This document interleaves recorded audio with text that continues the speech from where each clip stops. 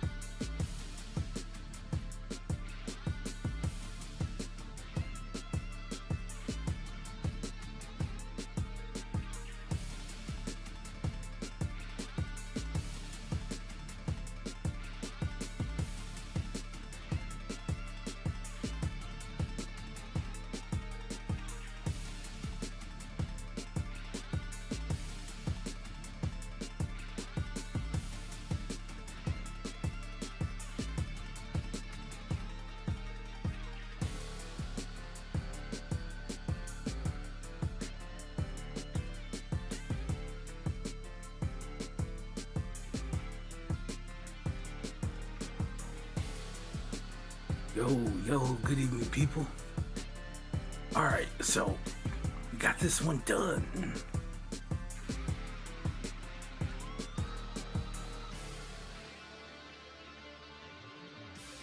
Oh no, you guys tell me what you think. So, I ended up taking out the electric piano here. We got it here in second verse, like towards the end. So it's kind of a new section here. Hold on.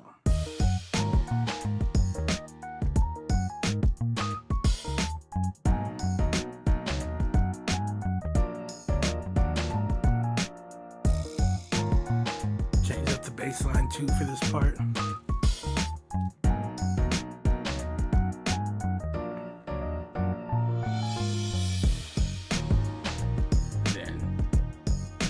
To that thing we created last night.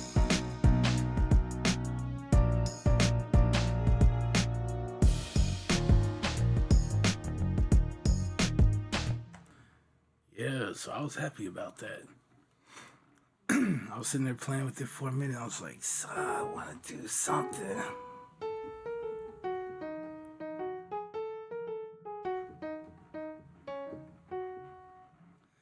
Right? Let's use the blues scale. Let's see what we get. And I believe that's the minor blues scale. So.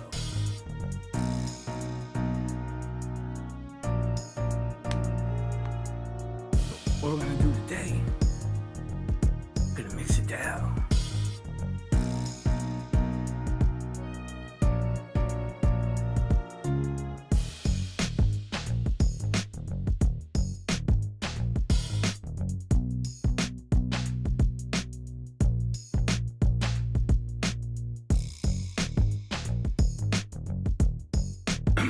So first thing we're gonna do is we're going to get our volumes right. This is our pre-mix, so we have no effects or anything on here. We're gonna balance this out, and then we're gonna begin our mixing. All right, so we're gonna get our volume levels straight here. I did a little bit of it, or most of it, on stream yesterday as I was kind of putting stuff together, so shouldn't be too much.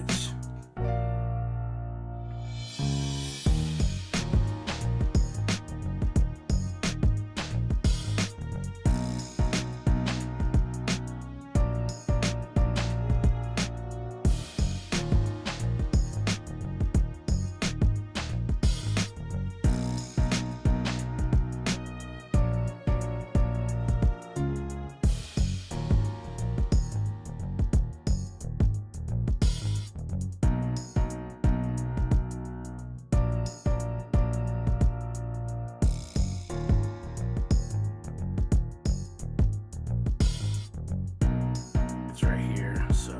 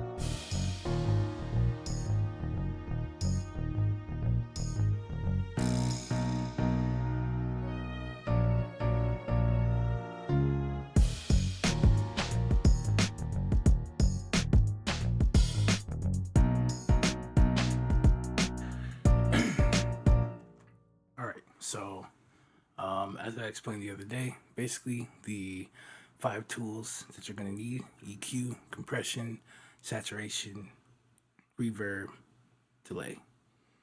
Right? That's pretty much it. You can mix down any track. You're about to see that here.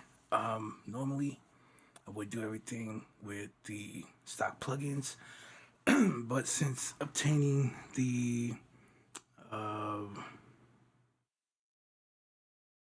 plugins modeled after the analog gear, that's what I've been using, getting acquainted with, so that's what I'll be using. However, I may from time to time, if I'm showing you something, I use a stock plugin, Parametric EQ2 or something, so you can see what's going on. But other than that, let's go. So I will say it like this: your kick, your snare, your bass, uh, the like the main melody, the driving melody, and vocals if you have it. Those are going to be the loudest elements in your track, and then everything else just kind of goes around it, right? But the way I like to do things, I like to start with the drums. I do the drums and everything, get that together, and then I start with the melodies, and I do that. Just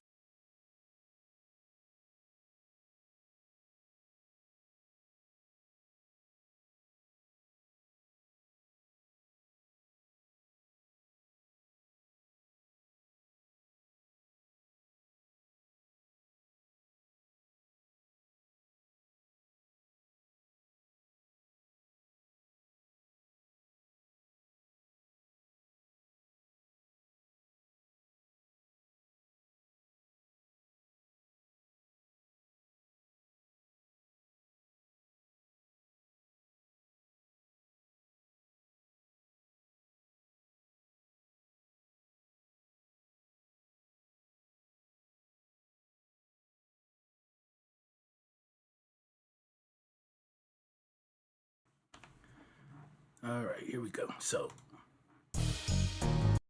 whoops. Let's go to.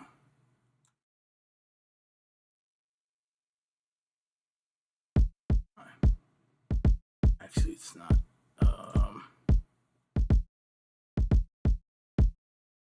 Cool. So let's start with our kick. Um, so we have our kick, but we also have elements that are going to be playing down here with the kick as well, which will be our bass, right? So first things first, we need to make room for our bass, right? So what we're going to do is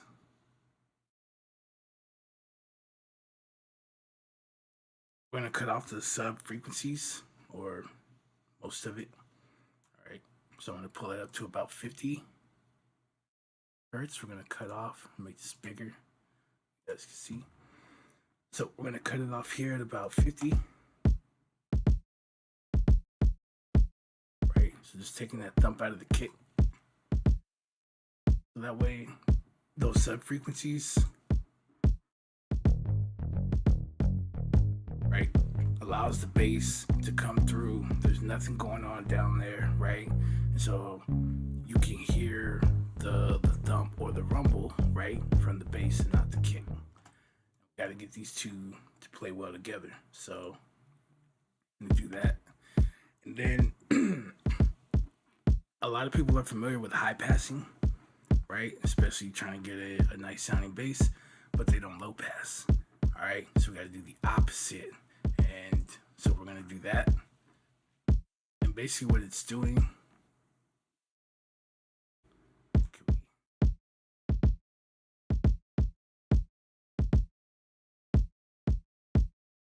It's cool. Basically, what we're doing here, and we'll be doing this for every sound, right? We're gonna high pass, we're gonna low pass. Essentially, what we're gonna do is we're gonna give everything its own space, all right? Because there are things that live in these higher frequencies, higher frequency range, right? Like, right? So if we don't do that, right, and we let everything go, what you're gonna start getting is a buildup, and what'll happen is your hats aren't gonna sound as clean, right? They're not gonna come through as nicely, right? So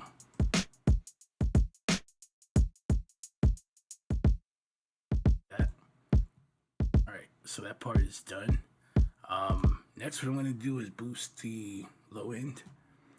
So the way this works, it's pretty much a shelf.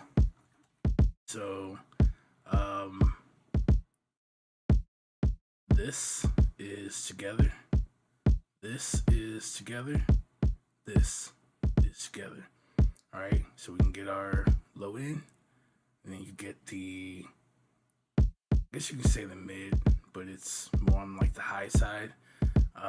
And then it's your 5, 10, 20K, right? So that's the very high end. Um, we're going to, since we already cut at 50, there's no reason to boost here. So what I'm going to do is start at 60, and we're just going to boost it. So a little more. So all I'm doing is listening till I hear a change, right? And as much of it as I want, and then we're going to stop. These numbers have nothing to do with dB, so you just got to use your ear. When you feel like that's enough, cut it, right? If you're using something like a parametric EQ where you can see what's going on, and you have a little bit more, you have more freedom, then what we'll do,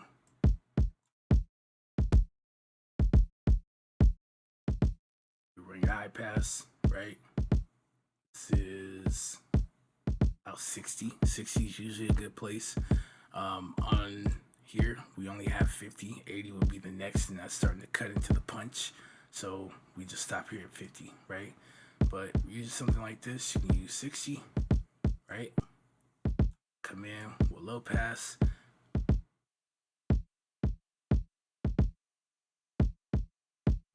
Right?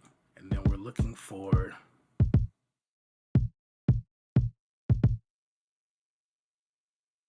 that punch in the kick. Right? It kind of mimics the sub bass, right? The thump, but you're not getting that. You're just getting the punch, right? You're looking for that, and then you would boost that area, right? That's essentially what we're getting ready to do here. And then we could do some other stuff, put some dips in here, maybe, you know, raise the attack or something like that to bring the kick out a little bit more. But that's pretty much what I'm going for here. Now you notice here we have like a bell, but like I said, in this, if you want to still mimic, just turn this into a shelf. Where is it? Low shelf, so you get something like that, right? See that curve? That's basically what you're getting with this one. So when I go to boost, it's making a curve like this, right? And then we cut this, so we're only boosting right here, so you get like a nice little round shape. Boom. All right, so we got that.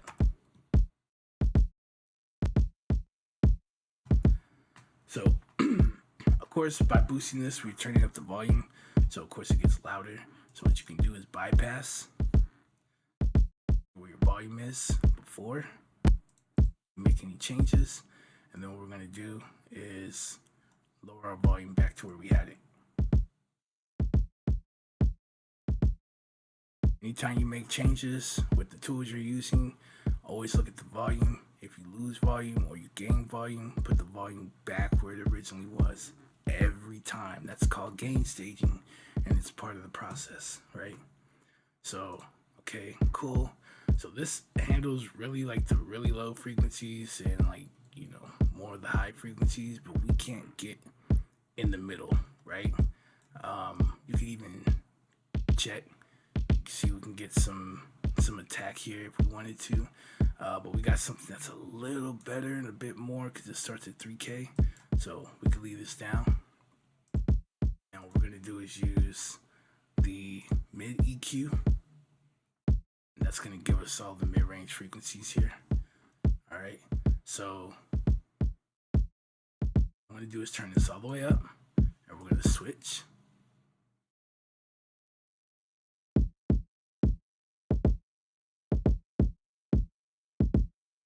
So right around here, right, you're getting like this boxy kind of sound, right? If you like cup your hands over your mouth like this as you talk, you'll notice it's kind of this like hollow boxy sound, right? This it's not super present there, but basically as you turn it up, you can tell it starts to become apparent. What we're gonna do is actually drop. So we have dip here. We can only turn down frequencies, And here we can only turn up frequencies. All right, so go over here to our 300 and we're gonna slowly turn it down. And what that does is whenever you find that that like boxy area, that hollow area, as you start to cut into it, it'll actually tighten up that sound. Any sound, doesn't matter. It could be a piano, a trumpet, it could be a snare, it could be whatever, right? If you find that area, it's typically not a good area, so pretty much turn that down, right? And you don't have to do too much to it, just a little, 1, 2, maybe 3 dB, done. Once you hear the change, stop, right? And then here, if we wanted to, right, because it starts at 1.5K, so we can maybe find where that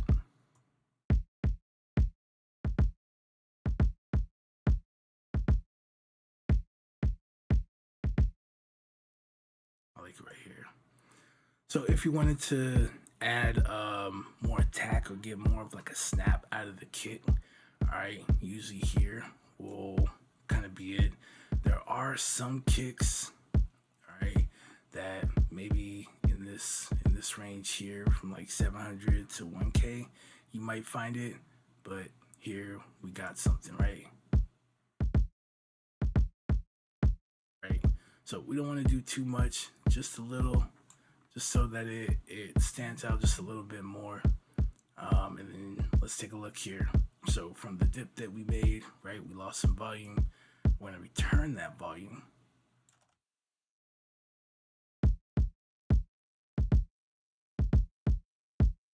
All right, so now we can bypass. We can hear this sound before any processing, right? Still here. And now we can hear what it sounds like after, right? And then you still have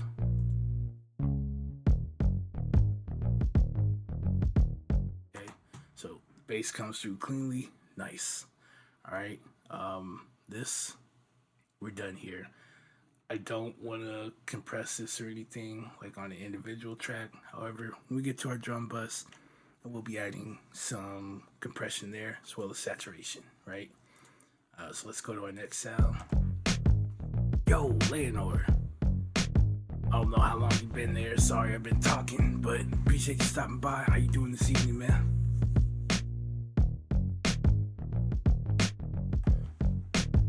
Alright, so now we have our snare. We have 2 snares actually, right? So we're gonna do the same thing.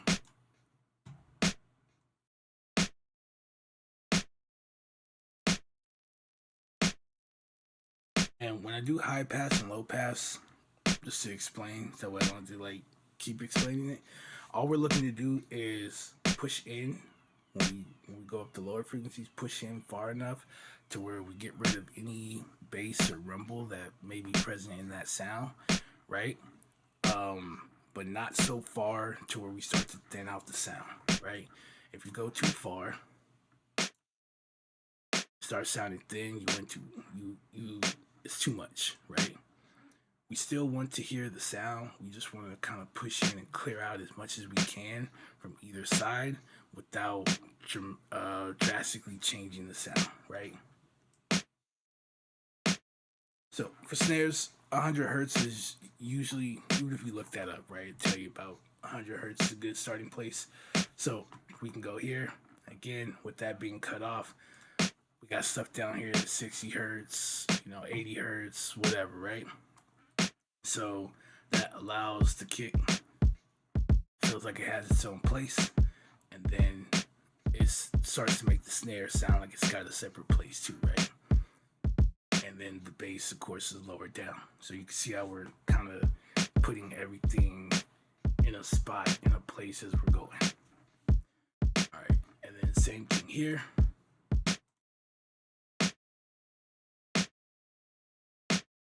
Now when we low pass, if we push in too far, you'll start to get a dull sound. It's not very clear, not very clean, right? That's too far, right? So just enough where we can still hear the snare, but it's not it doesn't sound dull, right? It doesn't sound super bright, but it doesn't sound dull, right? You can still hear that snare. You can still hear everything in that snare. Great. Let's check our volume. All right, and I believe before we were -12. Okay, so I think that might be a bit of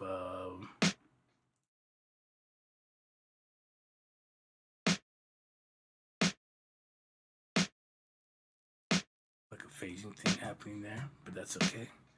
We'll drop this down, and then we don't need this, right? So we'll just pull up our MIDI EQ.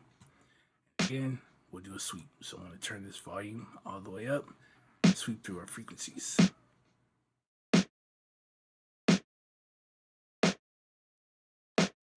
About here, so right here, that boxy part at. So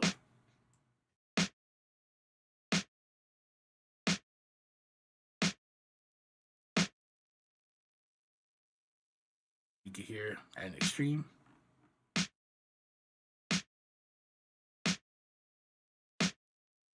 Right. Once you drop that area, it just tightens up whatever sound. Once you find it, wherever that may be for that sound. Now here we can try and add some bass as well. So usually our 300 area is usually going to be somewhere where we're going to find the base of the snare. Right?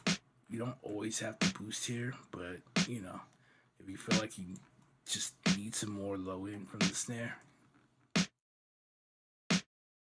And then somewhere, usually 1.52K, maybe even 3K sometimes, depending on the snare, you'll get the clarity, right?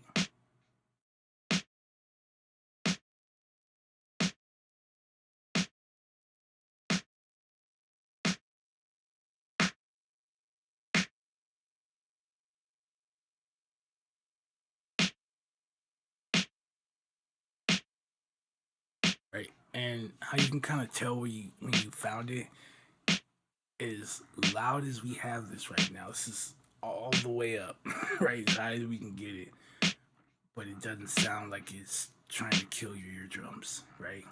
It just sounds really clean. So let's up there. And again, sometimes you might find a snare where it's already got that, right? Leave it alone. Don't do anything to it, all right? You don't have to do it just because it's like, oh, I gotta turn this up or that. If it sounds perfect or if it sounds good, leave it where it's at. Tend to something else, right? The goal of mixing is to create a balanced track. It's not to create a master where it's bass heavy and all this other stuff. We're creating balance across the frequencies, frequency range, spectrum. Sorry, and that's basically all we're doing, right? We want to be able to hear everything, and we don't want anything fighting for space or attention or anything like that. So, all right, cool. Gain just a little bit. Turn it down.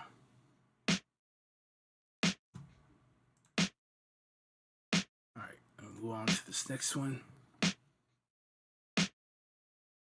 So typically, I just like to clean the drums, and then I'll do some extra stuff on the drum bus. A couple of things, but not too much.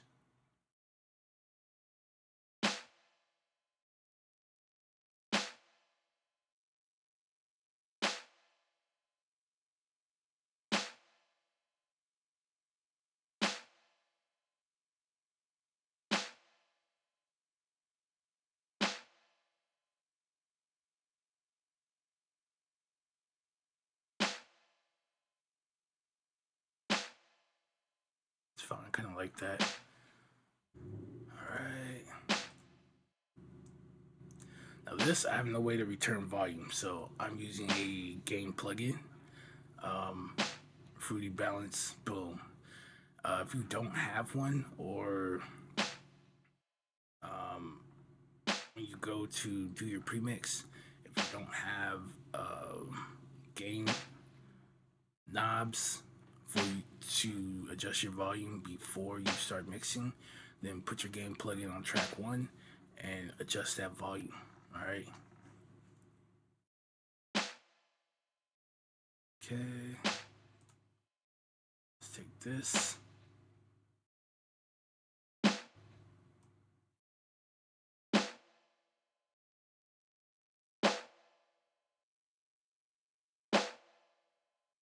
Maybe here. Hold on.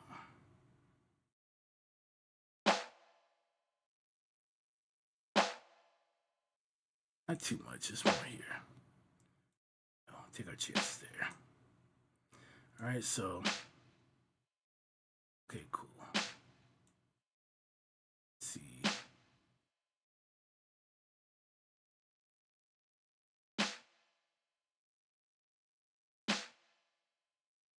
Fine.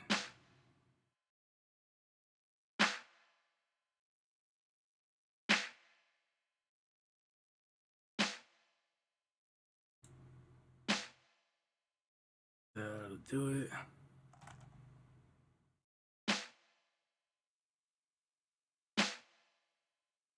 All right. Cool. And you can kind of hear what that sounds like so far.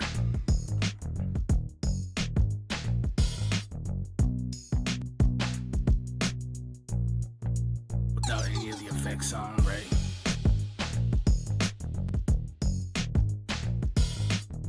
Okay. And with our effects on so far. Next one.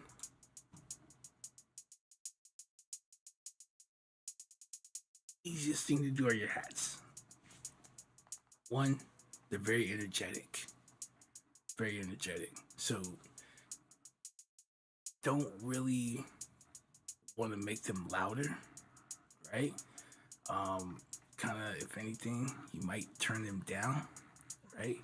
But you don't typically want to turn them up after you have it set, right?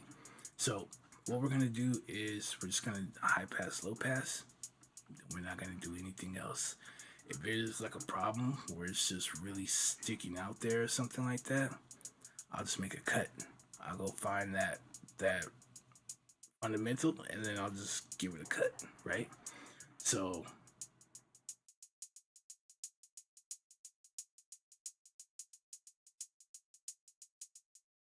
might be a little harder to hear without like headphones or studio monitors, but when you're dealing with the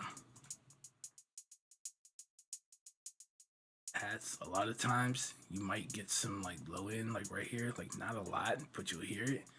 And all you're gonna do is, right, push in again as much as you can.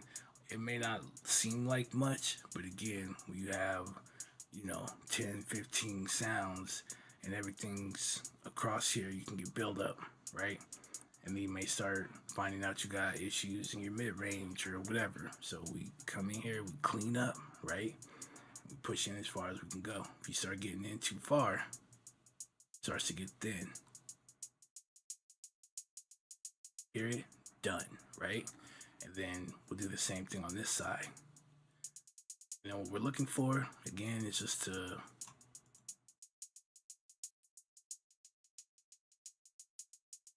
looking to do is push in and not for it to be so bright, right?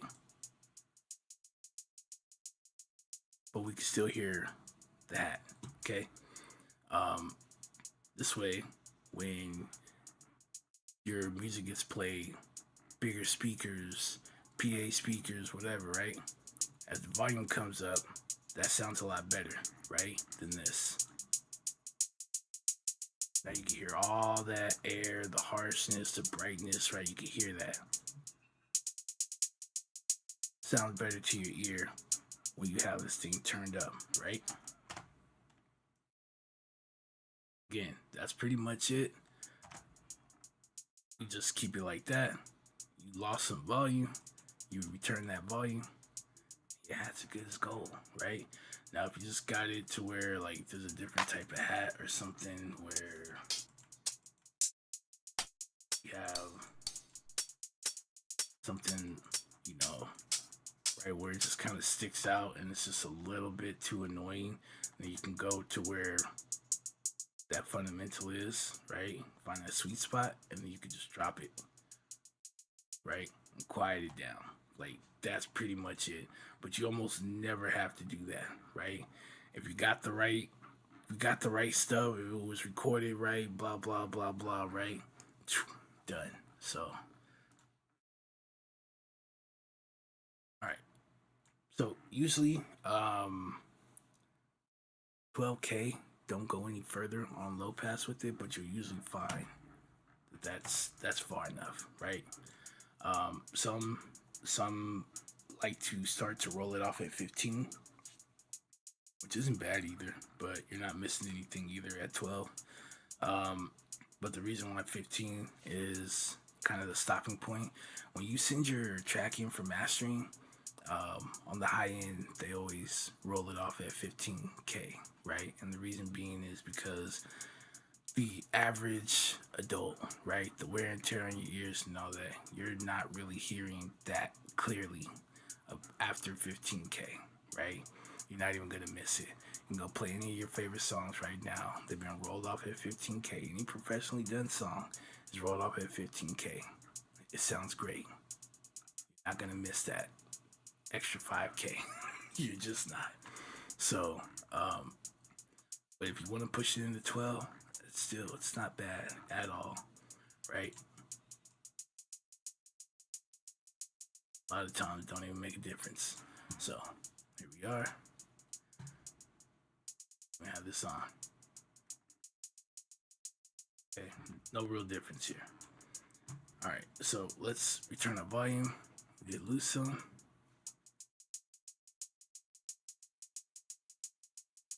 All right.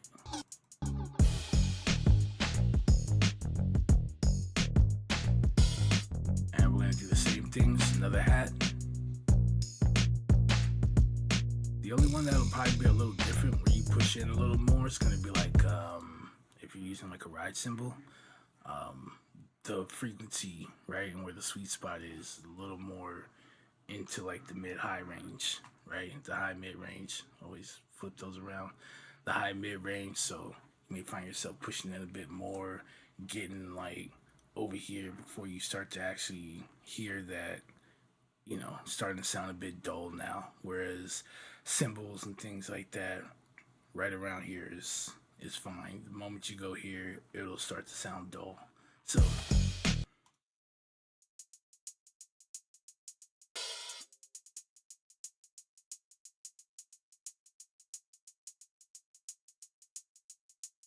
we get closer where we can.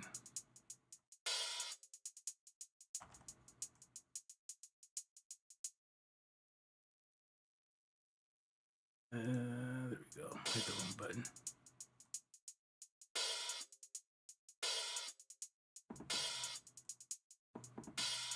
So around 500, you start to hear it lose some of that low end in it.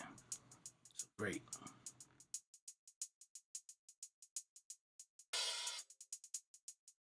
Lost a little volume.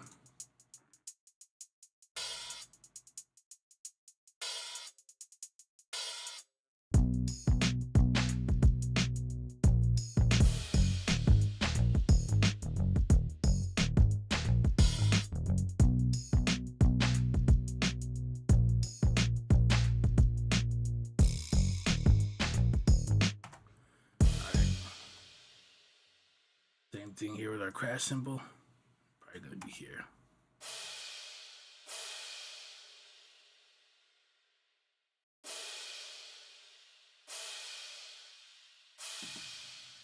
Too far.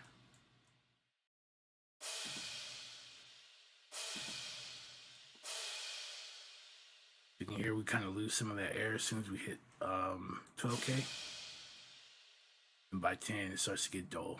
And you start missing out on that clarity in the cymbal.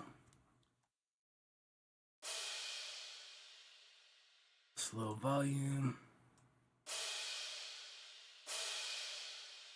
A little more. Right, great. And then we have this reverse cymbal, which only shows here.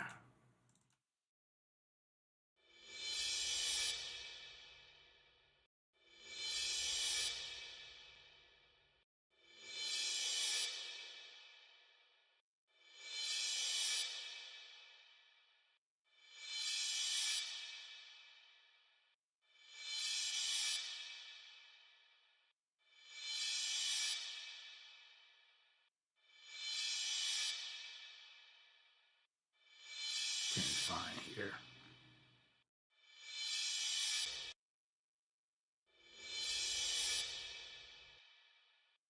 Oh, I did not adjust that. Okay. I meant to check that though too, so where are we at? Let's check this out. Just a little more. Okay. Probably be a little lower. Nope. Same volume. Alright, we're good. So that concludes our drums. Simple enough, right? Okay, so once you have all your drums cleaned up, sounding really nice, right? We're gonna come over here, we're gonna add two things. We're gonna add saturation. Now, what saturation does basically is we're adding more energy into whatever whatever sound, right, or whatever instrument that we're running this into, right? So we're basically gonna push the volume, and then as it starts to basically clip, right? Which is that's what's happening on the analog gear, right? But it's more of a subtle thing, and you get like a subtle distortion. Whereas in the digital realm, once you get past zero, it's that harsh clip, right? You hear that, no bueno, right? But with saturation, right, with the analog equipment, we could kind of push this, right? And notice like, hey, this actually sounds kind of cool, right? Makes it sound a little warmer, gives more energy across the frequency spectrum, right? So the low end, the high end is where you get the upper harmonics, right? It's just energy all around. So we're gonna make the drums sound more tense, okay? And what that's gonna do is think of like oscillation, right? If you have something that's oscillating at a slower rate versus one that's at a faster rate, what's gonna cut through? The one at the faster rate, right? So by driving and making the drums more tense, it allows it to cut through the mix better, right? You'll hear it through all this other stuff that's playing. So let's do that, and then let's start. And we want to get here into the red, right? And the way these meters work, they're like an on average, right? So we're gonna listen.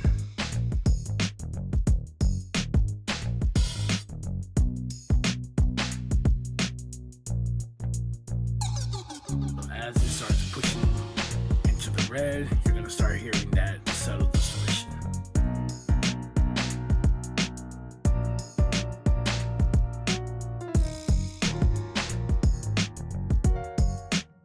All right. Now normally on a lot of these, you have a light here. When that light comes on, that means you're definitely too far, right? They'll say the signal's hot, right? You gotta tone it down till that light goes off and you're free. I don't have this here, so I just try and get as close as I can, and then I don't want to push it and wait for the light and whatever, right? So got it in there.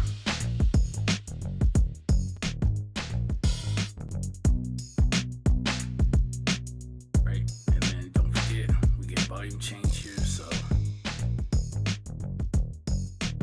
about where we are. So let's turn it back on. We'll take our pickup gain here, our output, turn the volume.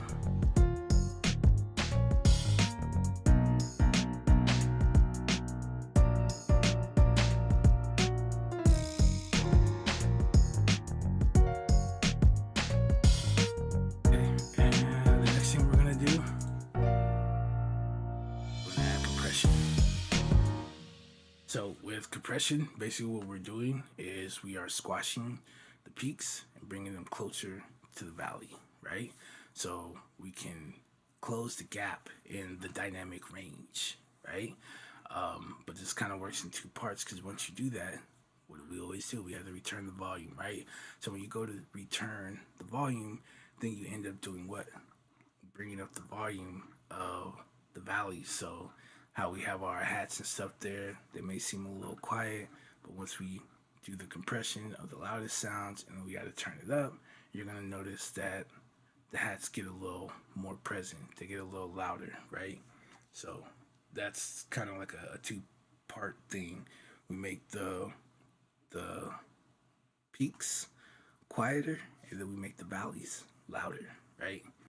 So we get a more balanced and consistent sound across the our drums, right?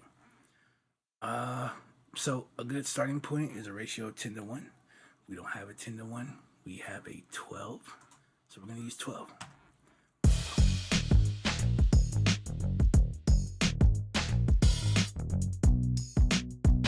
Typically, you want to stay within 6 dBs of attenuation.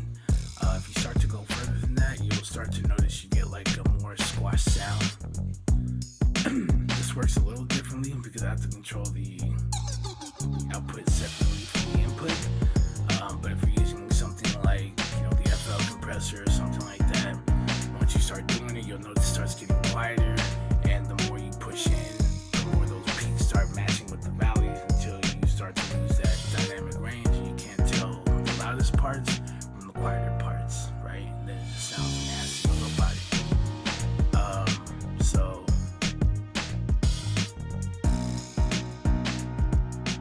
good place I like to be for my drums when I'm compressing on the drum bus is about 3 dB, right? If I want, I can push it a little bit more. The attack is basically how fast or how long it takes the compressor to fully press the sound that's running through it, the signal, right? So it's not like it's off until, and then it's like a kind of more of like a diagonal, right? Up until it gets to that point, right, with the threshold, and then boom. Or once it crosses the threshold, then it's that much time, then boom, right? You get the full compression. Here we can do a little faster for the drums because again we're trying to get it consistent. So if I make it slower, then as the sound crosses the threshold, it'll take longer for it to get the full compression. There may be times where you'll want to do that, especially like say I just wanted to target the kick or the snare or something like that. I wanted to have a little more punch or something.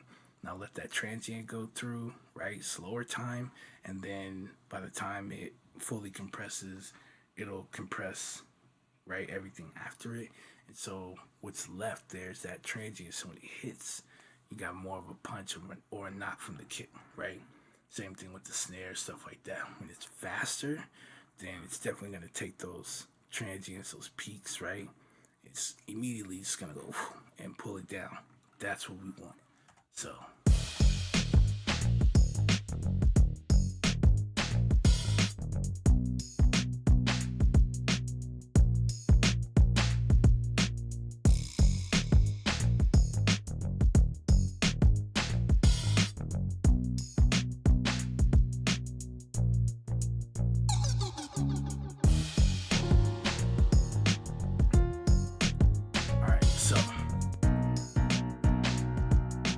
that's before our saturation and compression.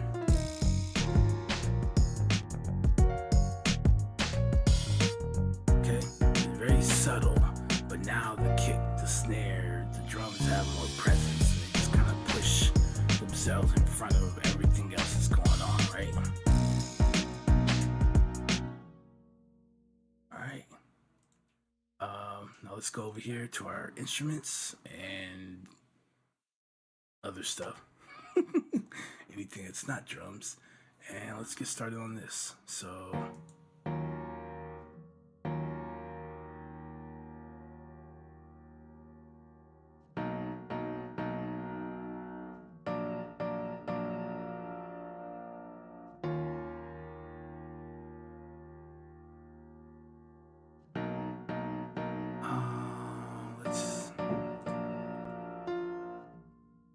thing with saturation is good on almost anything, right?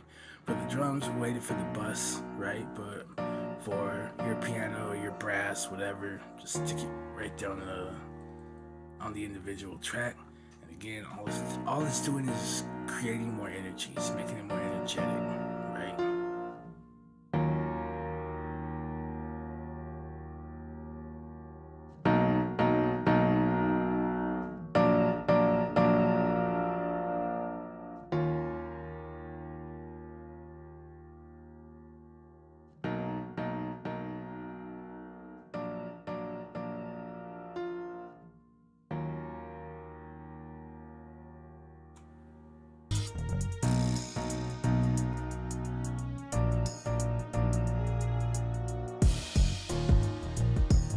Right?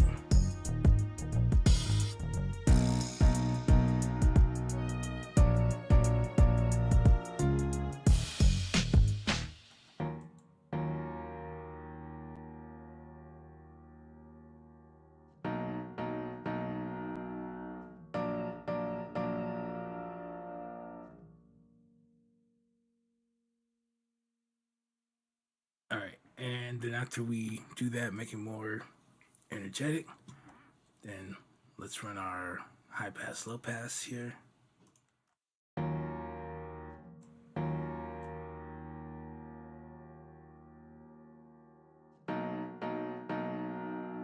Right? So again, we have to think about this. We have stuff that lives in the low end. Unfortunately, I mean, it would be nice to just let the bass ring through the piano, but we need to create that space, right?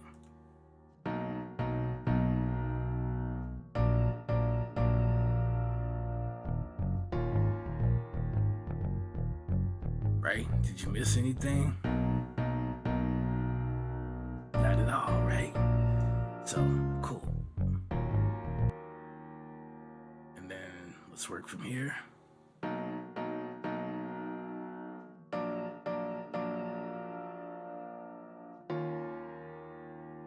About here, we start to lose it. I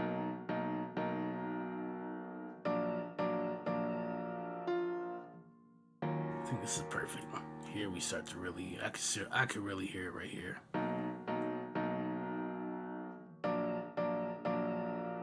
So,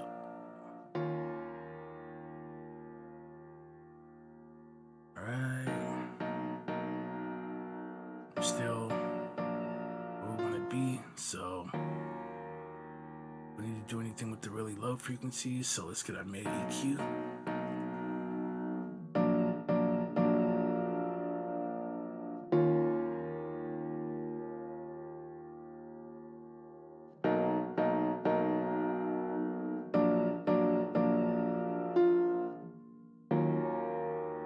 I'm going to choose this. So as I drop the frequencies, right, that band will kind of slide into that range as well.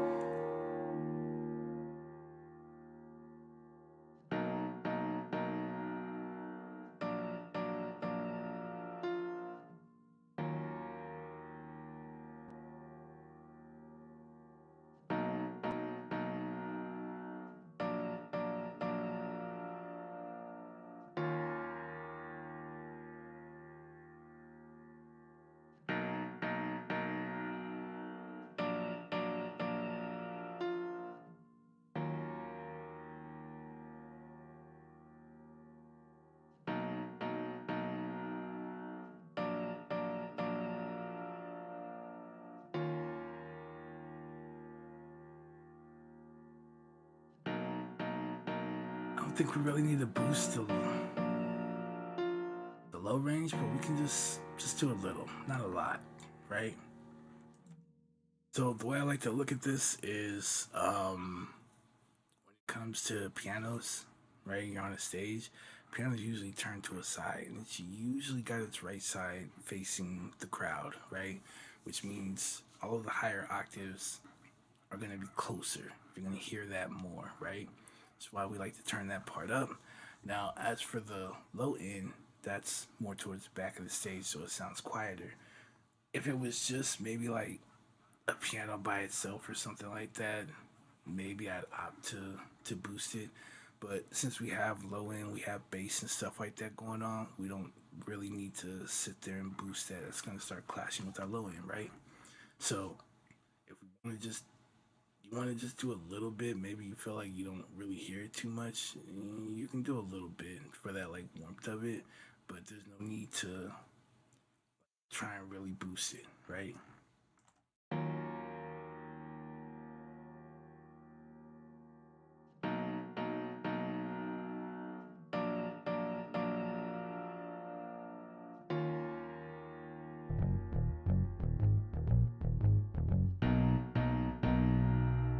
Right? You're not gonna miss it as long as you can still kind of hear those low notes. That's it. You don't need to feel the low notes, right?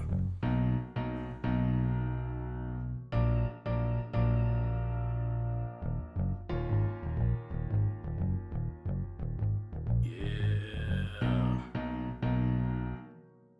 Right. So, um, well, we probably don't need to, but let's check it out.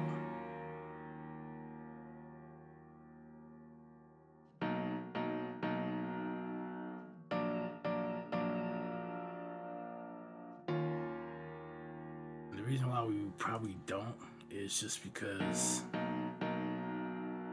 what is it? Within this library, it's already got like compression and things like that, right? So from what we chose, it's already kind of like keeping this consistent. But a lot of times when you play, right, sometimes your notes aren't very consistent as you play. Sometimes you play softer. Some notes may not come out as, but like I said, with that, it's already kind of like doing that for us. So we don't need to do it here. But again, we use compression to try and create consistency. Every note that I hit,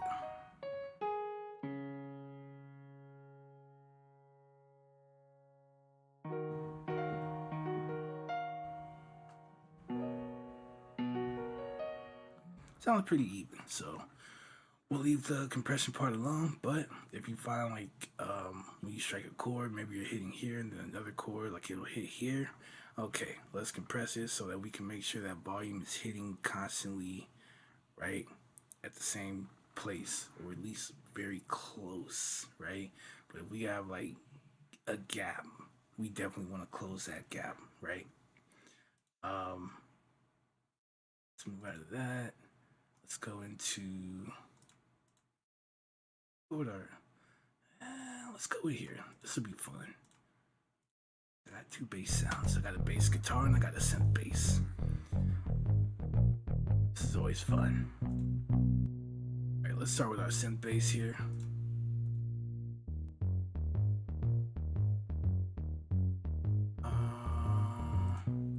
Let's go with saturation.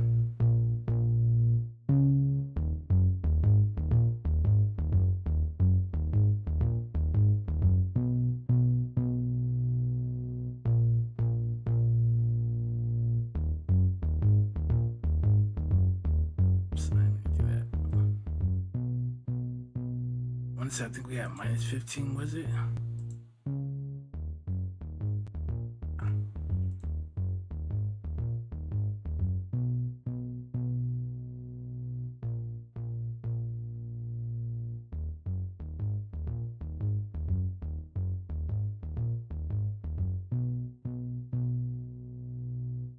Okay, let's try something here.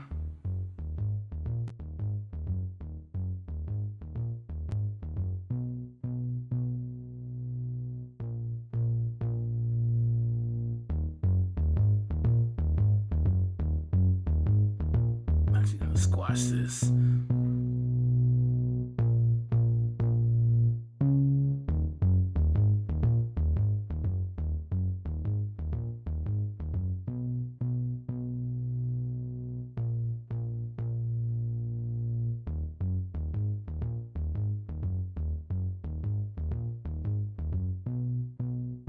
Okay, we're looking for that consistency.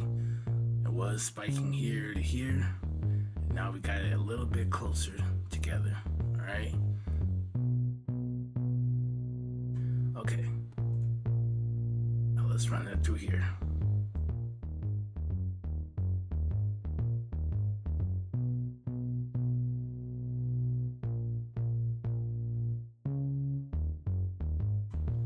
Okay, great.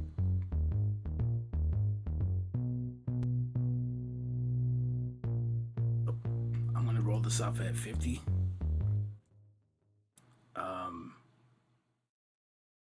Basically, go.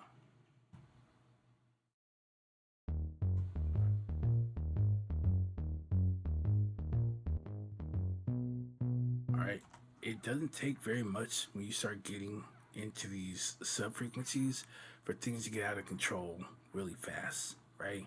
For a small rumble to just take over everything, and you're going, well, it sounds good here because your speakers aren't picking it up, but then when you go sit somebody's car or you take it where they have like really good speakers that pick up those lower ranges, you're like, it's too much, right? So if you cut, say like 40 or 50, so if you see here, this is 50 hertz, we get a slope, right, down to 20. We don't really need this. You're not even hearing this, right? But you feel, right? So by cutting the volume like this, adding this slope, what you're gonna do is tighten up your low end. Okay? Now it's not uncontrollable, it is now controlled.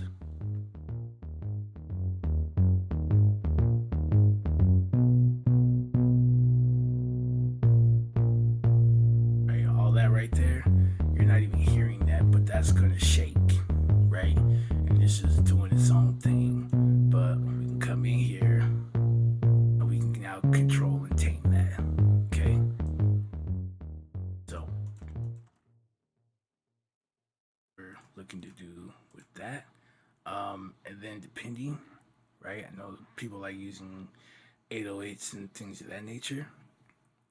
You're gonna have to do some rolling off, right?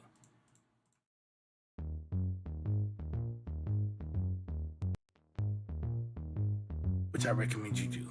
And the reason why I recommend you do this is because you have things that live up here, right? So again, you don't want these frequencies, right? Because they're all gonna be up here. You don't want them fighting. You just want to feel the bass.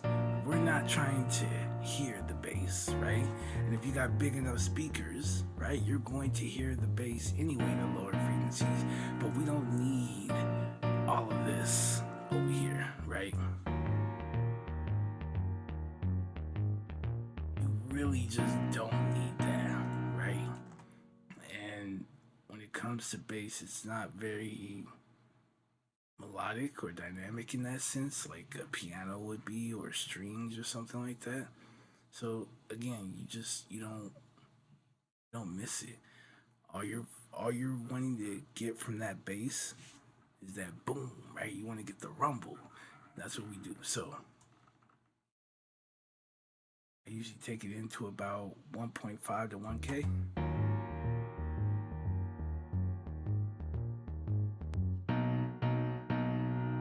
Right? Not to mention, you still have this guitar. See? So you're not gonna miss it, right? Cut it, right? If maybe that's too far, try like 2K or something, right? There's still a roll off going here, and it still allows these sounds to breathe and not be under attack from your bass, right? Drowning out your sounds. You still have your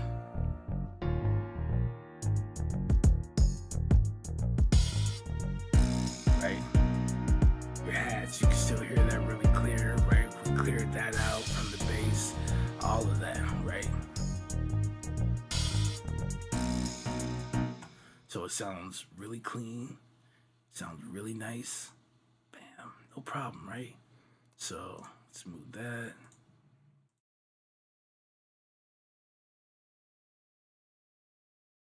Take this as far as it'll go.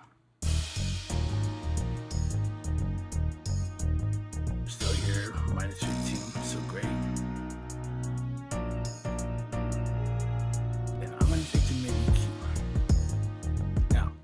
here's a trick a lot of people probably aren't aware of. If you are, nice, congrats, right? You probably have some of the cleanest bass, right, in the music industry. Let's take a listen, right? So when you get over here to this 200, 300 hertz range, right, tends to get a hollow, boxy kind of thing, right? That's not too bad sounding, but here, you can really hear that. Now watch this.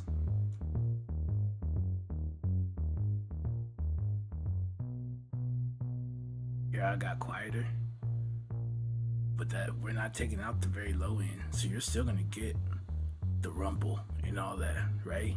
All the good stuff at the bottom, but now we're kind of taking out this boominess that's in the mid-range, right? Just to show you at an extreme, right? So what you're gonna notice is when we do that,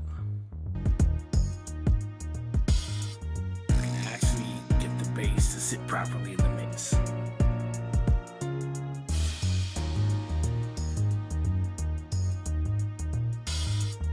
Hear it.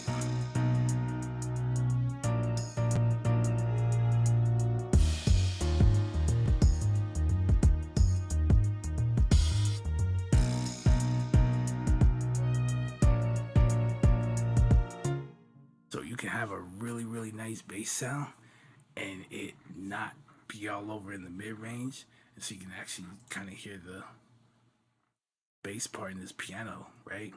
Your snare is probably over in the 200, 300 hertz range anyway, right? So by creating that dip in your bass, you allow these sounds to breathe, right? It's got its own little spot now.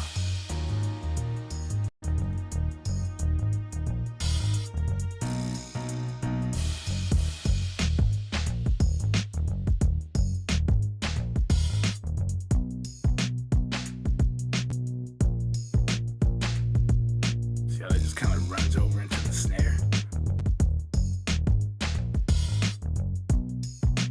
Now the snare can breathe, right? Okay, so that's a little trick. If you ever feel like the bass you chose sounds really good, but it just sounds like you can't get it to sit behind the drums or whatever else is going on, I almost 99.99% I can tell you now, it's gonna be somewhere here, right? It's gonna be somewhere here. Do a sweep, you're gonna hear it.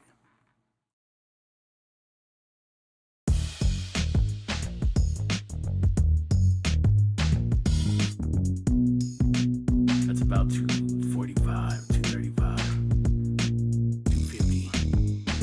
You can hear it.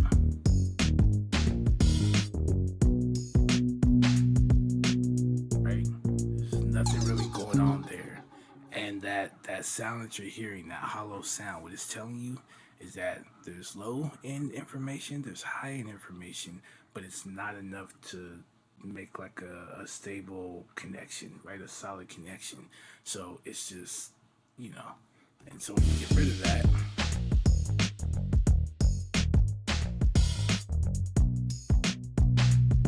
right, you can hear more of what you want and less of having to listen to that, right? That's an extreme too, but just to let you know. So it's always gonna be that area.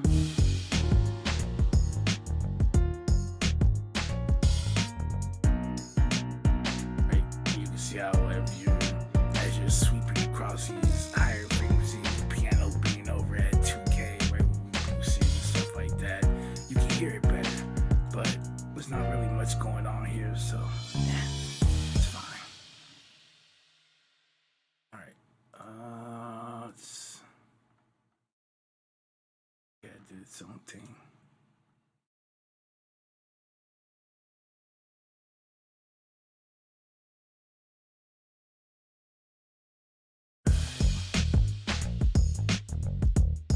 Pretty much it. Now, depending on your genre, I don't know, maybe you're doing like EDM or something. Yeah, depending on that bass you're using, you might come through something up here for a bit. But a lot of times, no. And especially in this case, we're layering this with our bass guitar.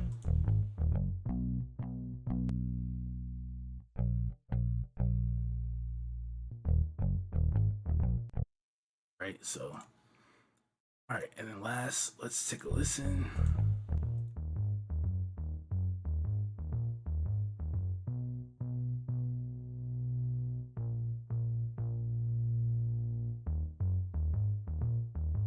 Oh, actually,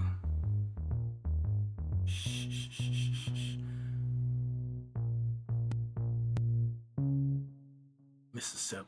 So what we're gonna do here is, right?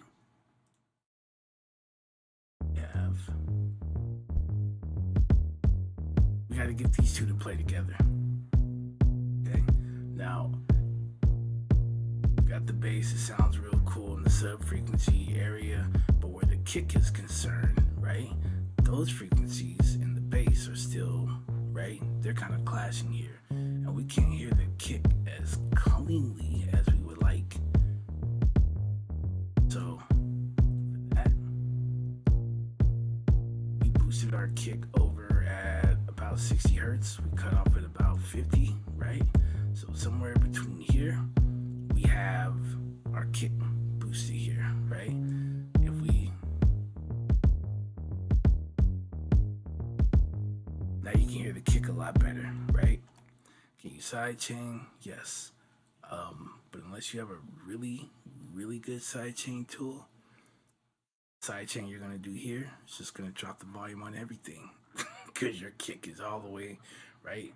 So it just personally, I try and avoid it, right? Now for like side chaining, kick and snare, so you're doing like a 4 on the floor or something like that. Okay, I'll go for it. I'll do a side chain. But for the bass, no. 808s maybe, but again, you'll be ducking the volume on whatever frequencies the kick is popping up at, right? And that just makes it sound underwhelming, right? So I typically just don't. I would rather come in here and make the dips myself where I need it and let that kick shine, and then let the 808 do what it's got to do, right? Or in this case, the bass. So, right, definitely a no-no. You can't really hear your kick, right? So, go and we create that dip, and now you can still hear the kick, but again, you still have those sub-frequencies, that rumble, you're still going to hear it, right? Okay, demonstration over. So what we're gonna do here is we're gonna take it over to 60, and I'm actually going to drop here. Now we can hear the kick really nicely.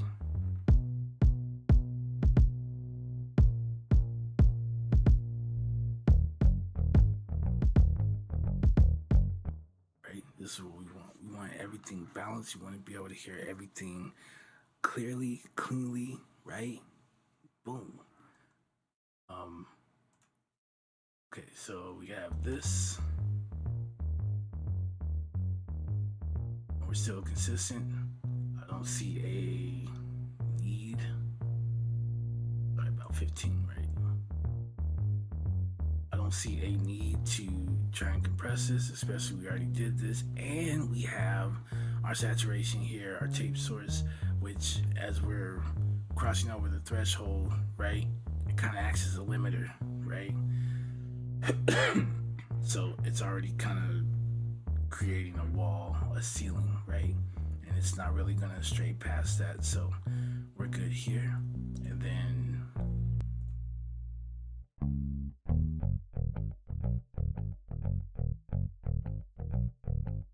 same thing. We're gonna run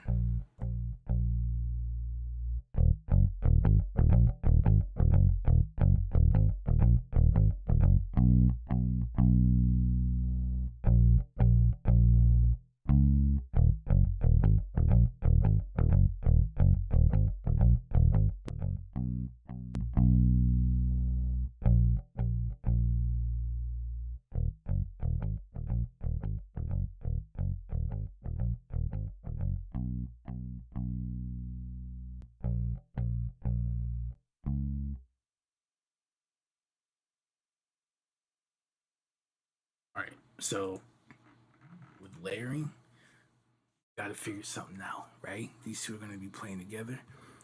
And so we got to make space for these two, right? We want it to sound like one sound. So what I'm going to do is really, you don't hear too much low end in this guitar, right?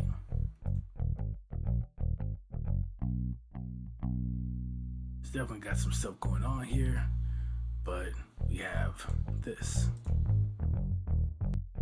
Just kind of handling that.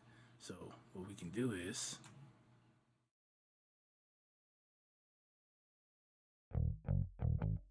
just clear it away.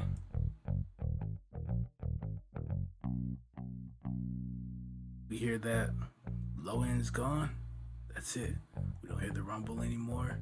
Bam. So we're at about 80 hertz. Okay. Go and look it up if you like, right?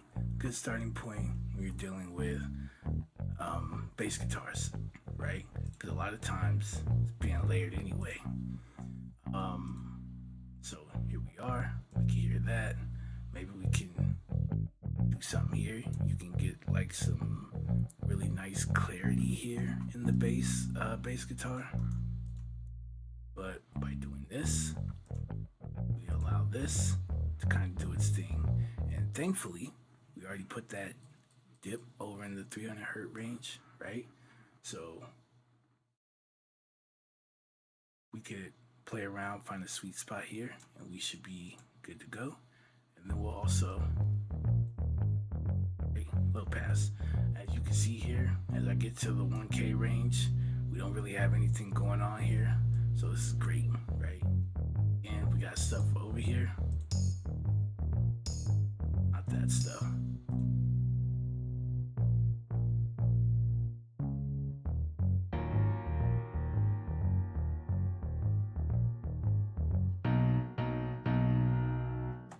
Right? So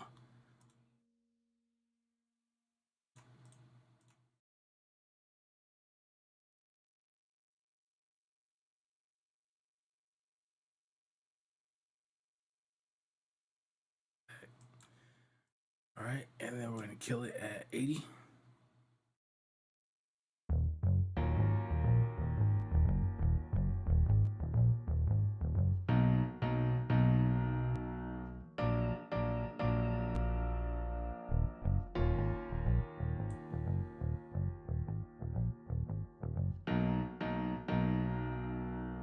Lost some volume as expected.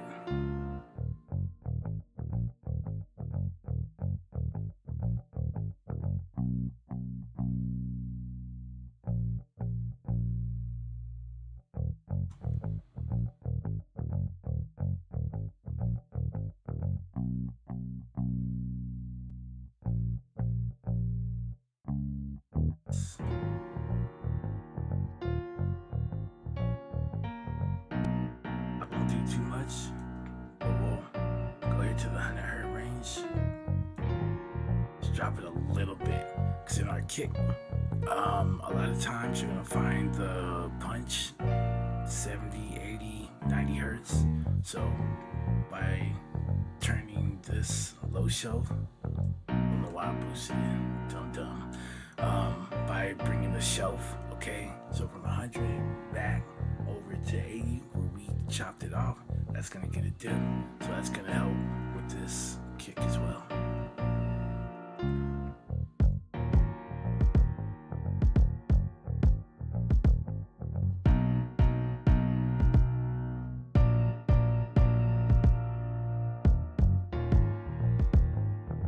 Now you can hear how this kind of sounds together. And then we can mess with the volume to try and get a nice little blend on this.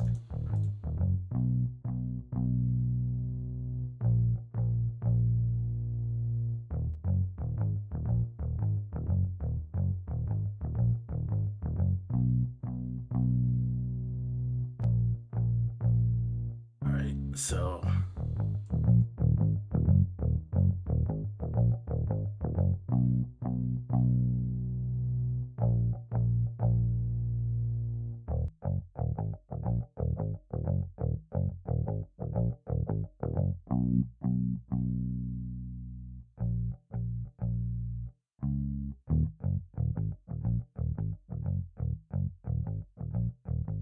just do a little bit.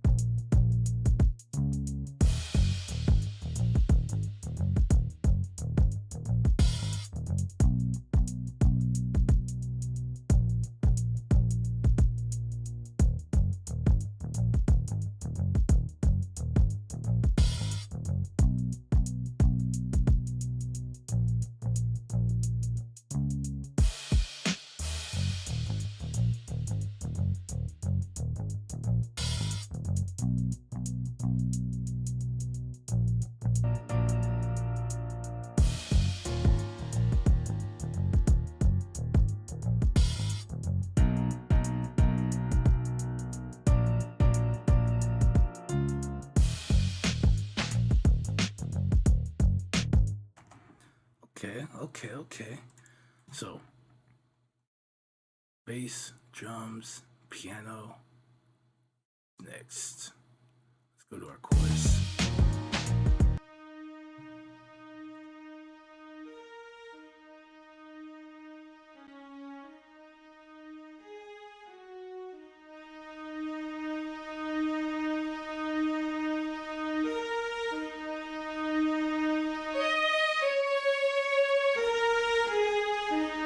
It's kind of like death, isn't it?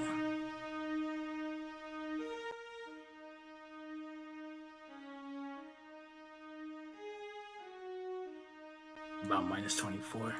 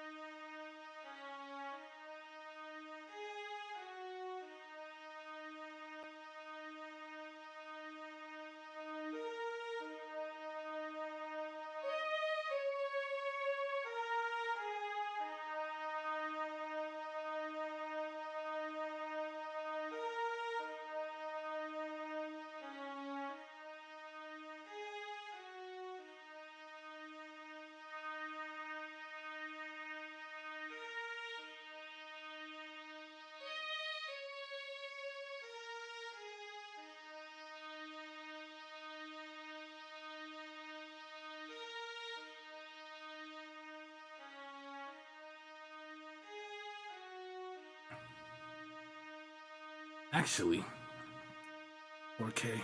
Okay.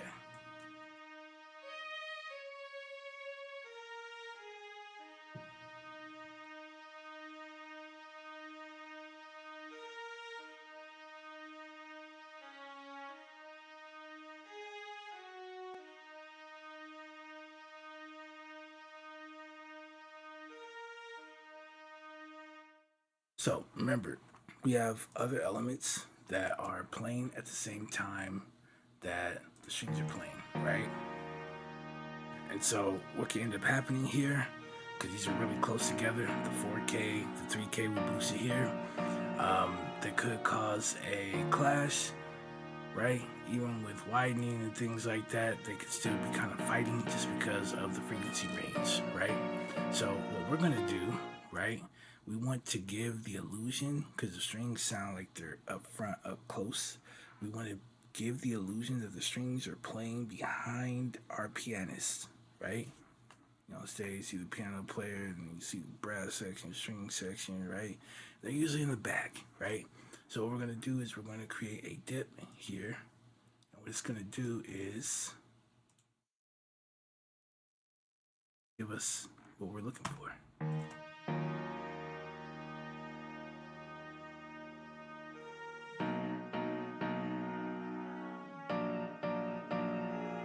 Now you see how the piano sounds like it's up close and the strings sound like they're more in the background.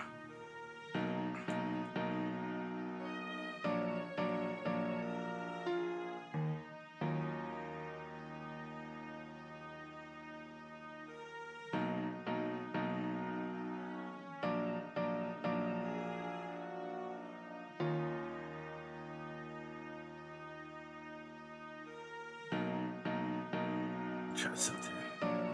Perfect. There we go. Okay, not 4, 3K. There we go. There we go.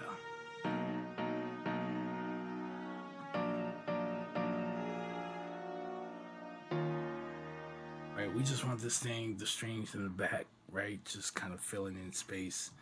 Now we can go back.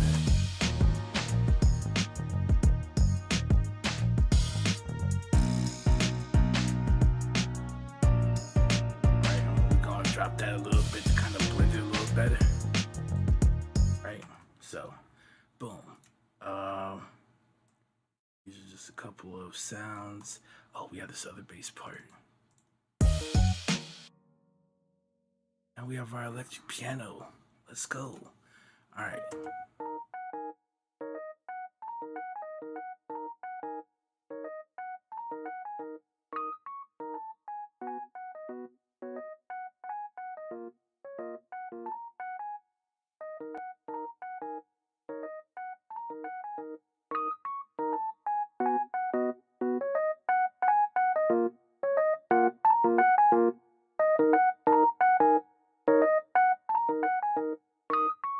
Where did I have this? Should have checked it before.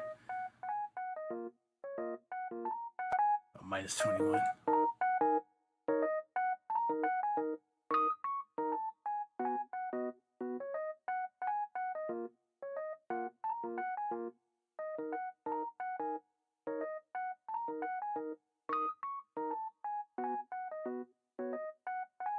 All right, and then we have it.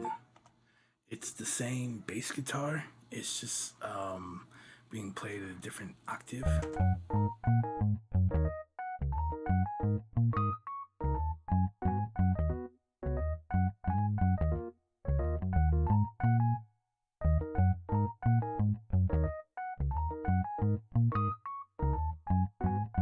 I swear it's gotta be my favorite part.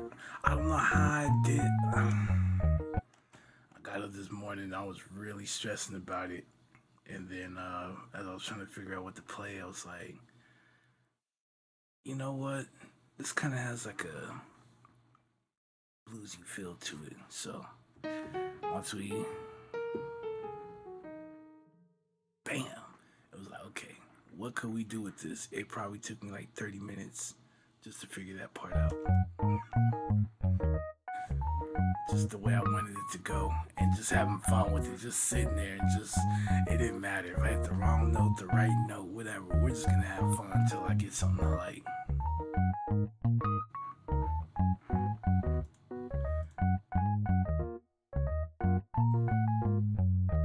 Alright, so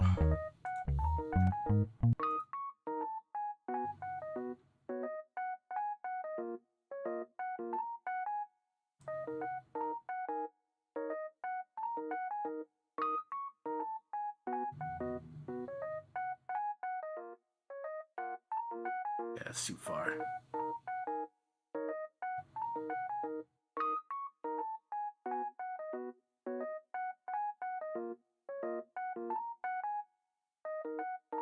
Let's go here. We'll see how I feel about it.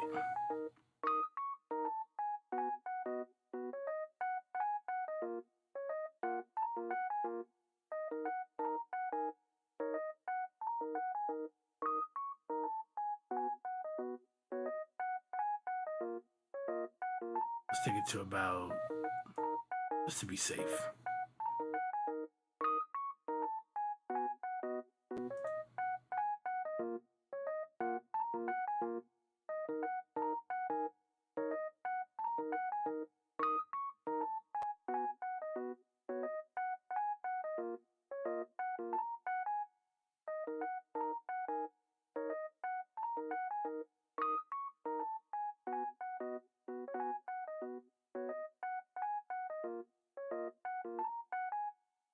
Nah, go back. Perfect. All right.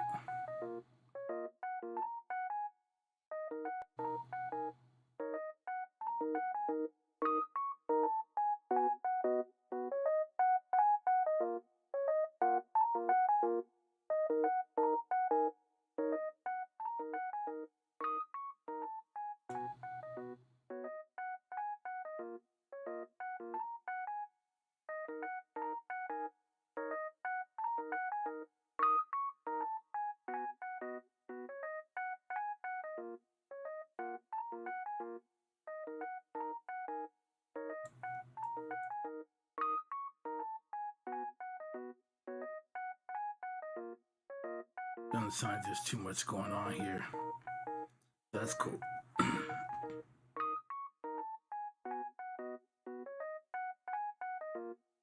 And then I did see kind of a dip here, so let's take our compressor.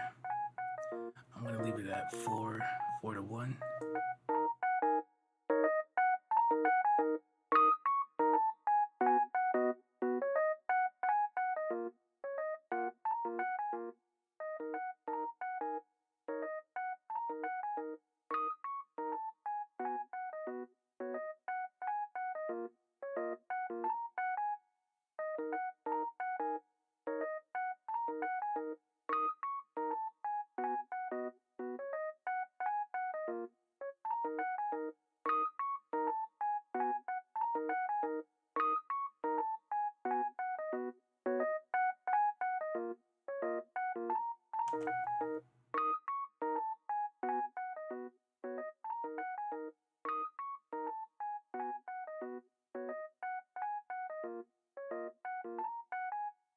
Really?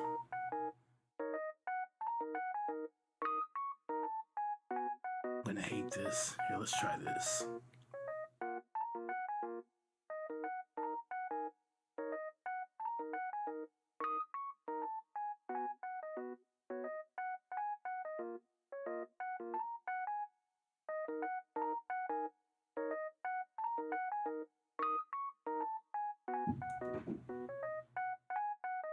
Feels like I can't win.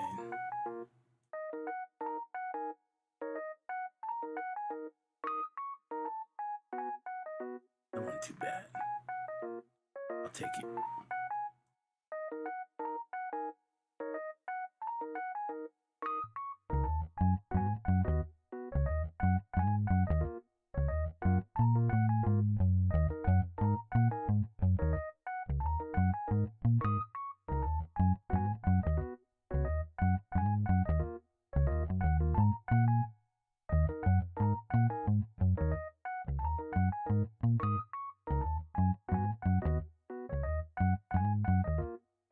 That's what I didn't do. You know what? I'll leave it like that. Got plans.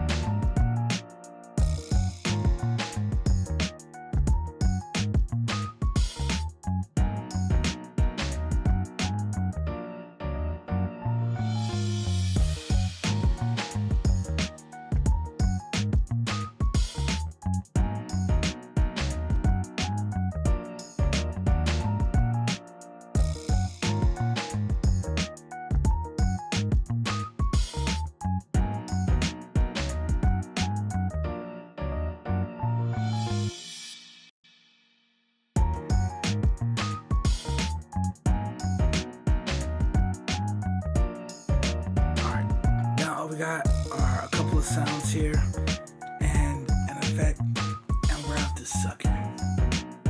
Almost, right?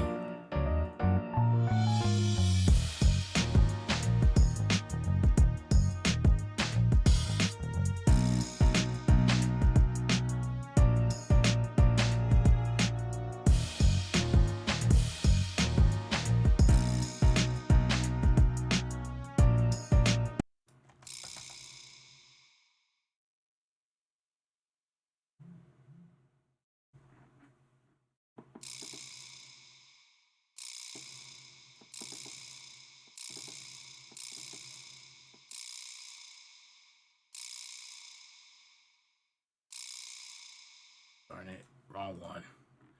Wrong channel.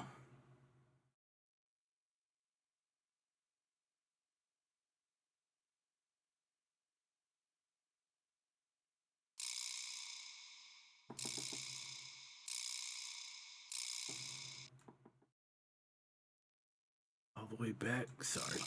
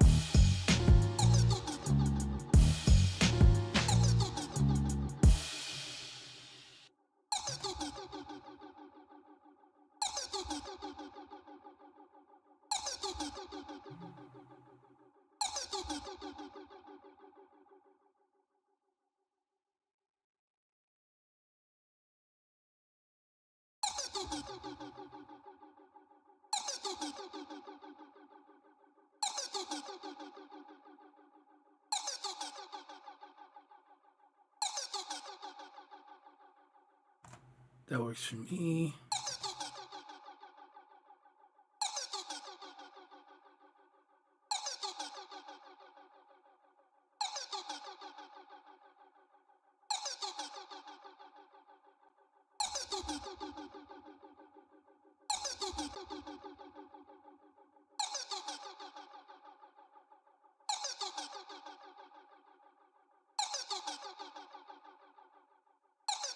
That was too loud in the first place.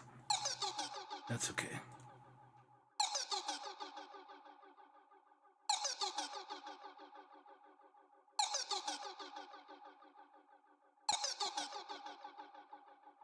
Really cut off 500.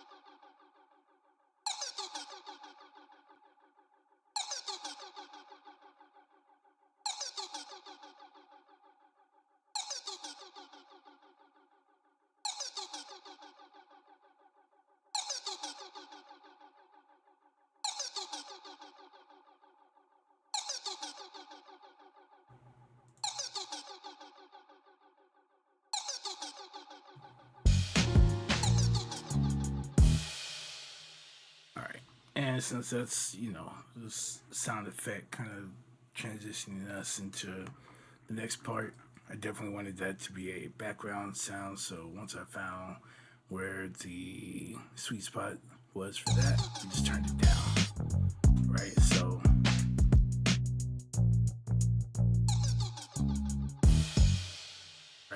sound more like a background thing. And that pretty much is like 98% of it, right? So what we'll do after that is drums already linked. Let's take this.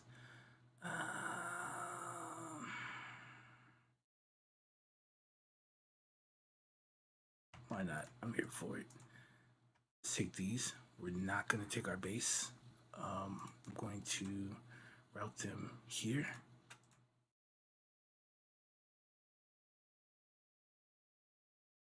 And we're going to use this plate reverb. So let's...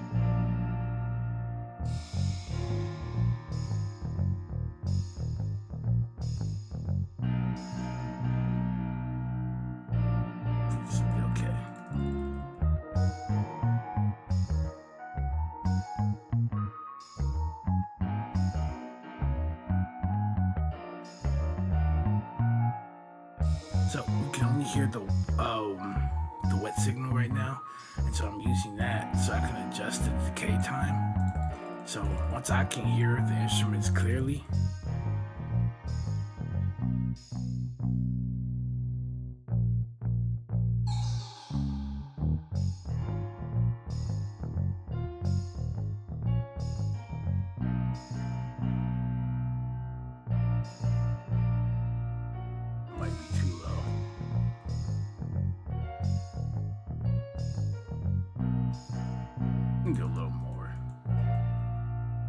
Put it to like 1 second. It'll go. There we go.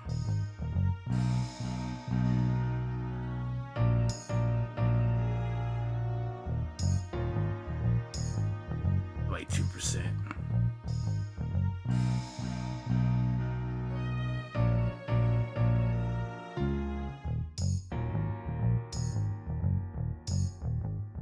Alright, so that it sounds pretty dry, doesn't it?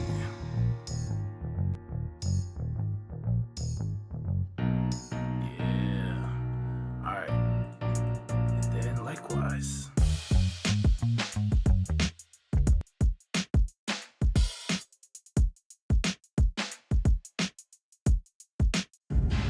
Now, you could make one channel and do that, but whatever.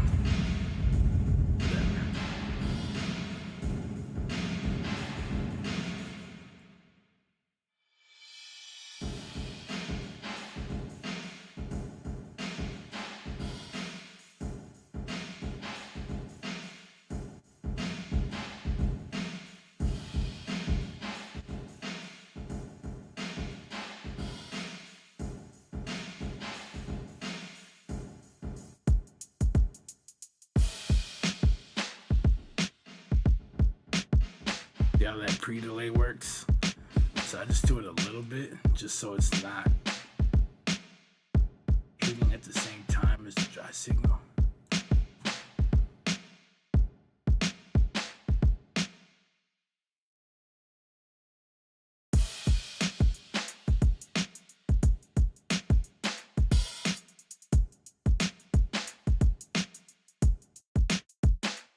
That just sounds terrible without it, right?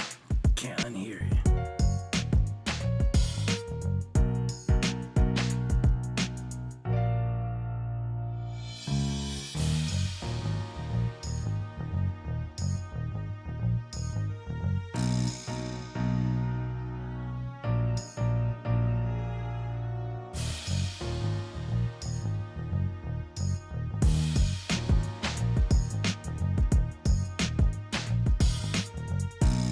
Alright, now that we've done all of that, let's play with the faders. So, for every 1 decibel you move the fader up or down, it accounts for 3 decibels in perceived volume. Okay? So take it dB by dB and listen till you get a nice blend of your sounds.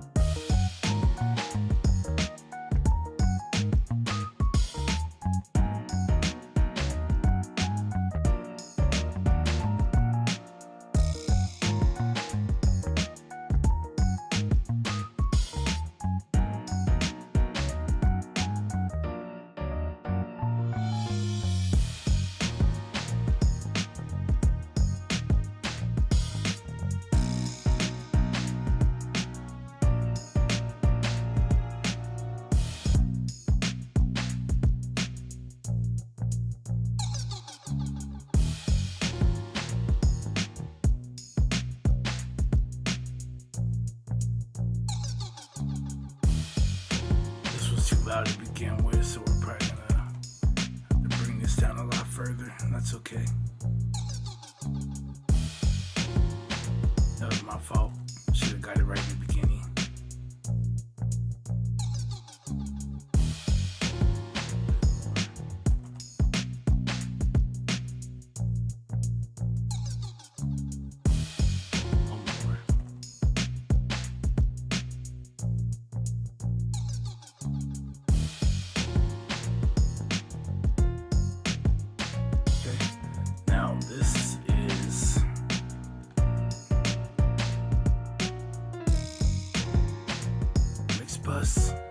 So here, if you want to make any final adjustments to the whole of your track, right? Now it's all balanced and stuff, right? Yeah. Maybe you have vocals or something like that, right? So now this can be the bus where you have your beat. You can, wherever the guy or the girl's vocals, right, wherever the sweet spots are, you just go put little dips in the beat, so now their voice can be heard clearer, right? It'll sit on top of the beat, and then boom, right? In this case,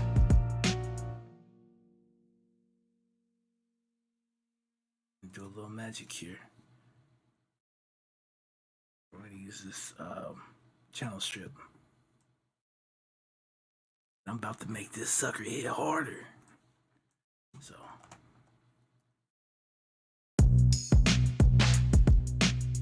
this is clipping when that light comes on.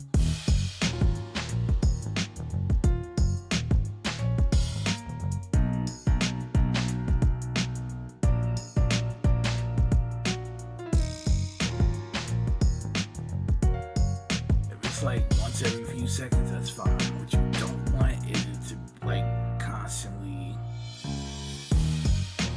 flash. Every now and then, that's fine. Keep for your high end, low end.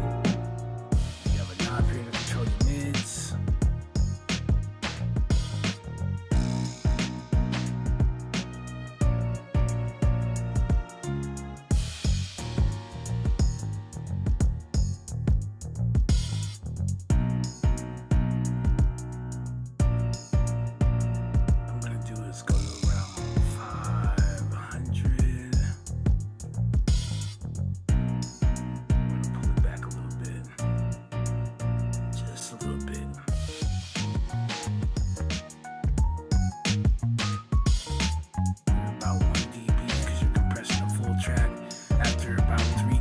Starts sounding crazy.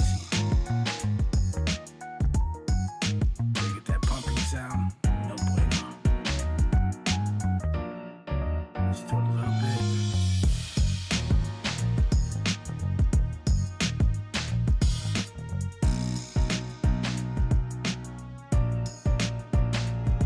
About 6 dB, -6.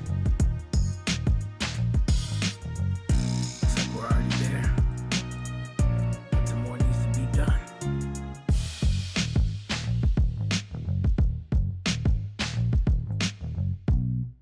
We had this song from earlier.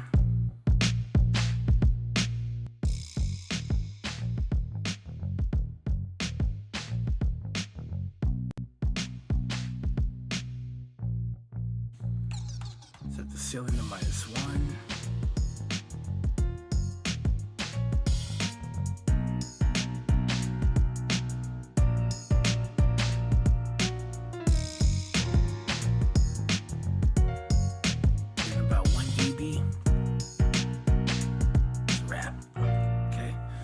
That's our mix. So we haven't gone through a mastering, right? I know it sounds really good, but it's not mastered. It's just mixed.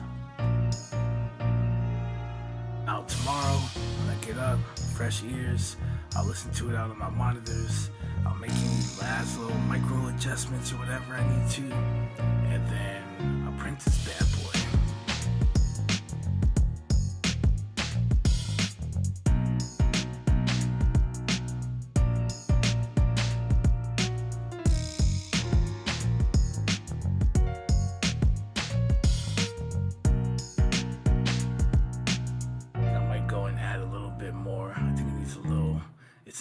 personal, I can do that. It's not a problem.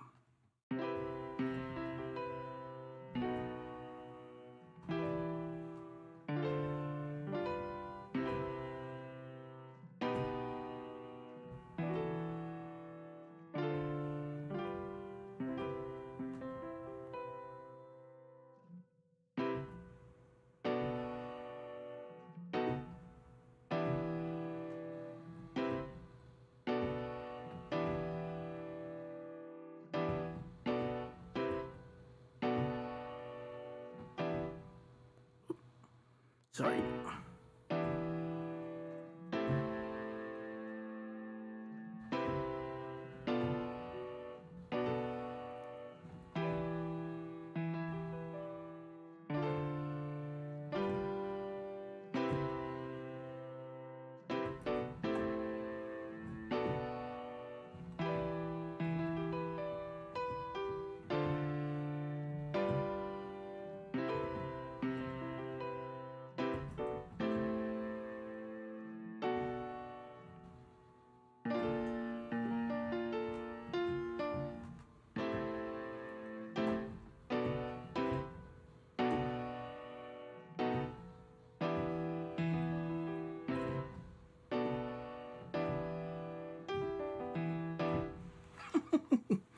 It's fun. It's fun. All right. Let's see. Did you see my for Street Fighter 6 trailer?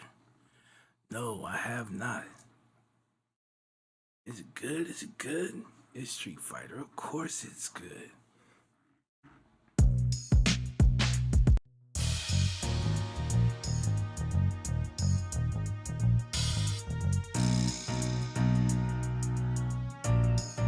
So, we should be able to hear everything. You can hear the closed hat, the open hat. You can hear the cymbals. You can hear the tambourine. You can hear the vibroslap. You can hear the piano, the strings. And the funny thing is, while I'm calling this done, we haven't even panned anything. That's the crazy part. It looks like some of this got a little, I don't know how. Maybe when I was scrolling through the thing. I'm so far ahead of myself, I forgot.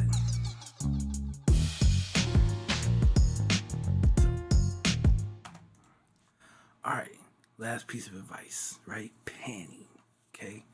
Remember this, energy flows in through your left, out through your right, okay?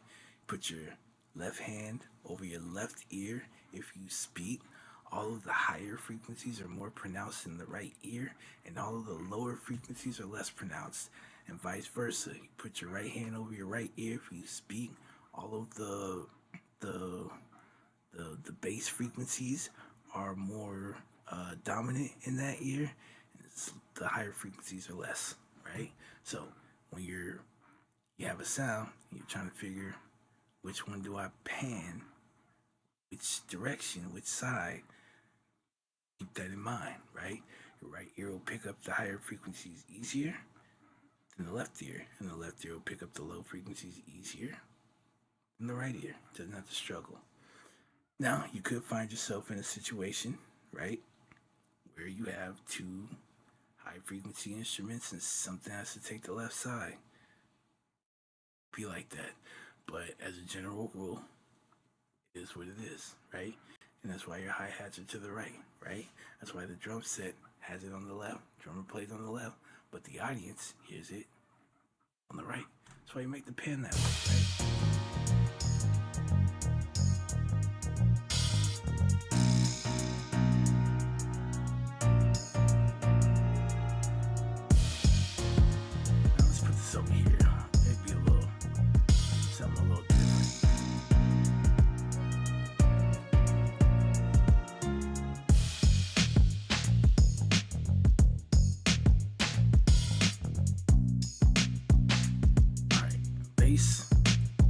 Putting that in mono. Let it take up the center channel, get it out stereo. The rest of your sounds will thank you for it. This one we can leave stereo. I'll say partial, partially mono. But it does have some like high mid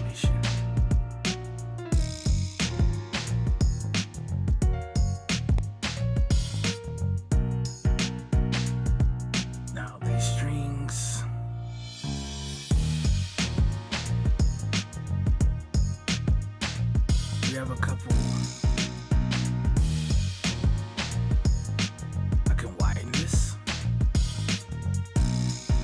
So by widening it, it's just basically panning to the left and right, the same percentage, the same amount. Or I can just pan it directly to the right.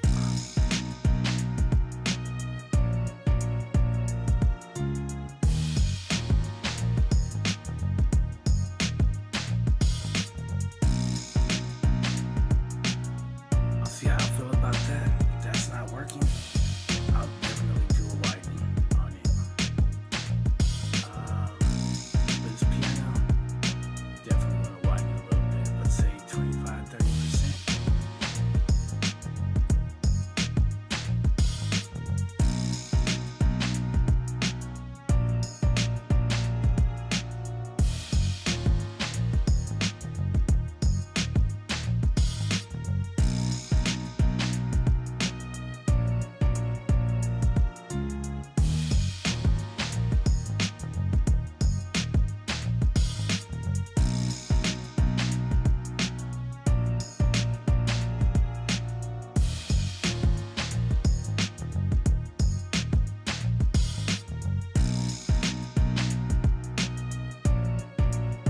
Alright, I feel better now.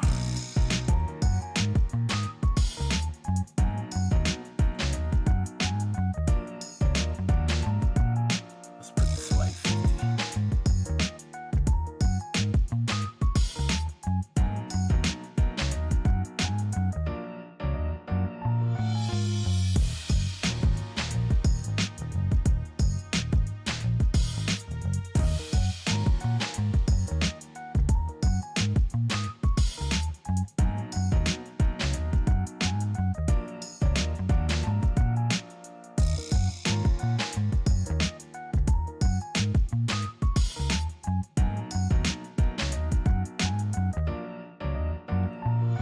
Alright, cool.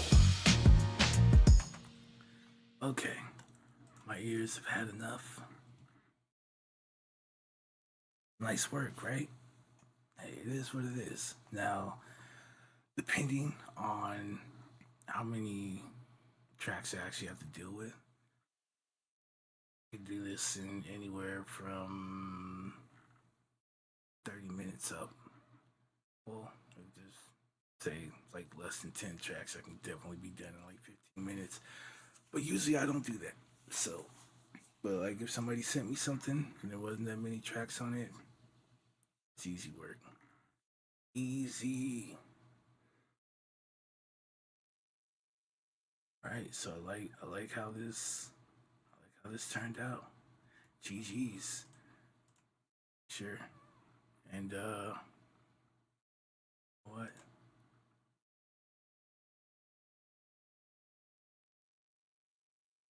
May not be 100% perfect, but we're real close. Also, later on, now that I think about it, I forgot to do the game Sunday. I was kind of tired, so after we had got this idea down, left stream. I was out.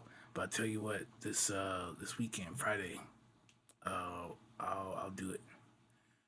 All right, I'll do it. Paranormal Activity, I'll do it. It's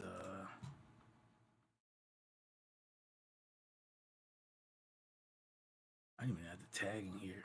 I mean, I have them here, but I can do that tomorrow. It's not a big thing. Plus, I got presets for the tag, so it's not like I gotta do any work. Just need to put it where I need it.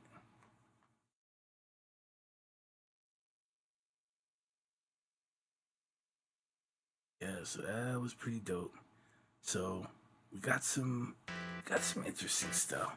I just been having fun. Whatever comes to mind, we've been cooking it up, right? So if you've been following long enough, you already know the drill. We just get in here, we just start messing with stuff, and we might get something, you know, this is super, you know, aggressive, but we might get something that's more chill, or it's a wide range of emotions here.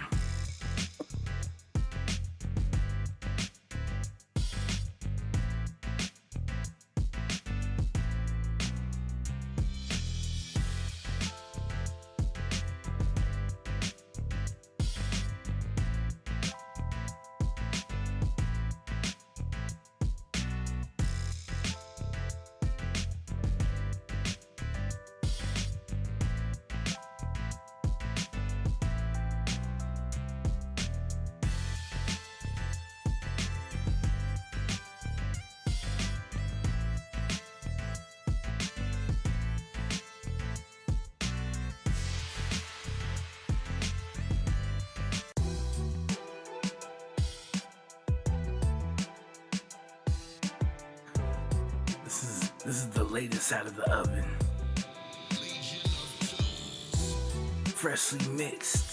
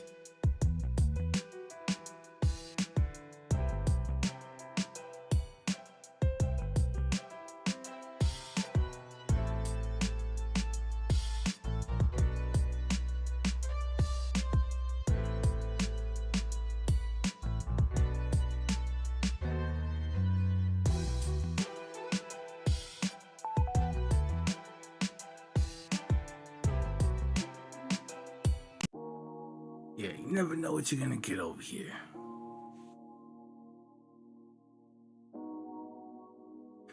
So they fixed the way she looked and everything. I have to go look at it. I have to go check it out.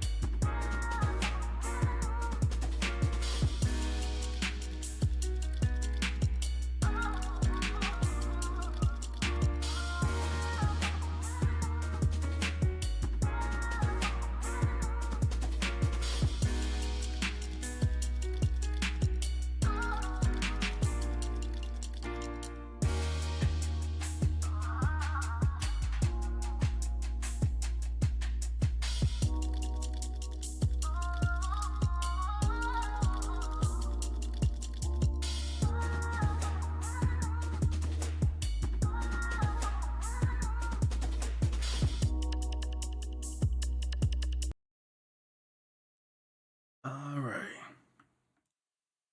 So finally,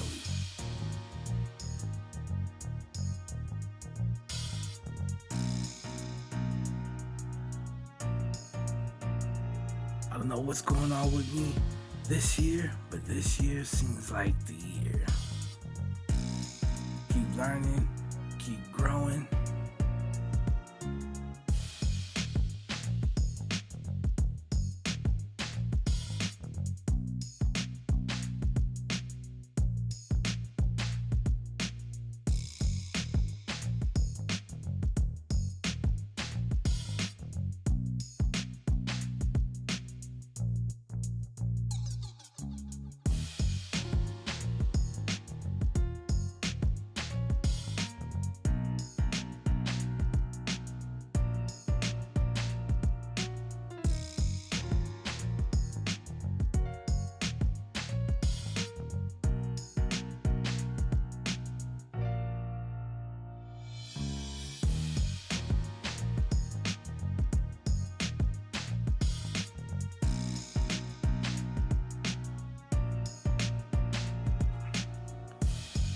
Never know what I'm gonna do next.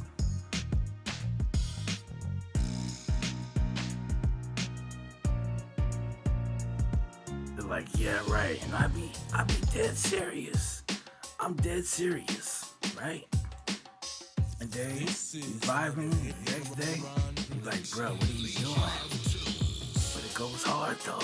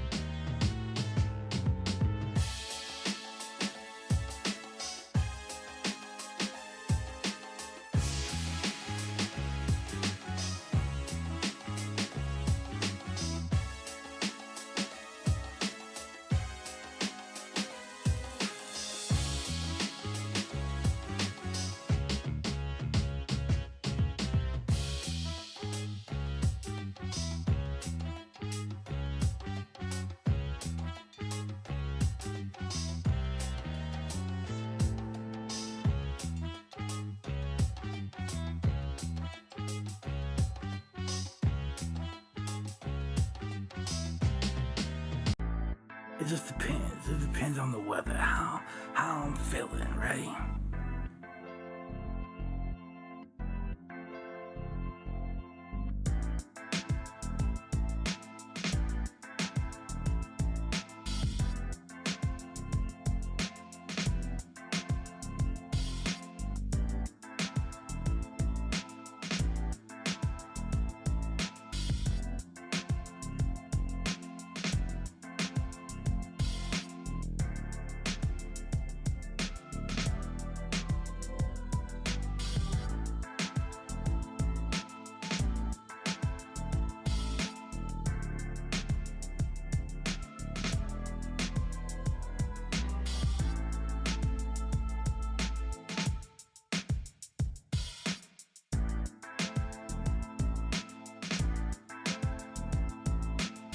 Even stuff like this.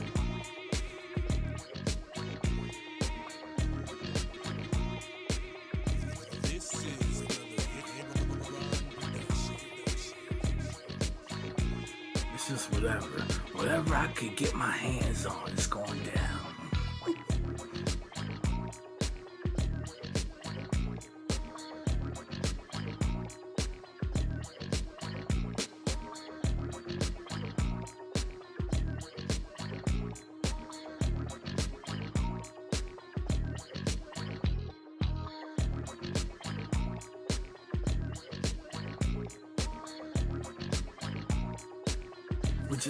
We're just doing whatever.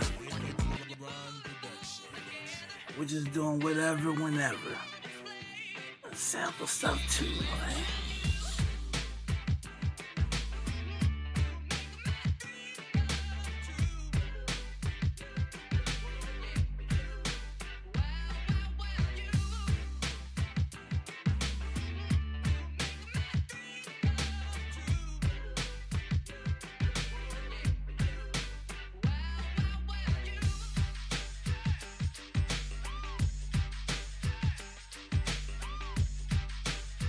Lie.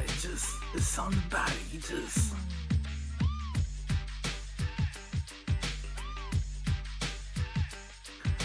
You could just click one. It's just something random. This is another Ron production. The only thing consistent that I'm working.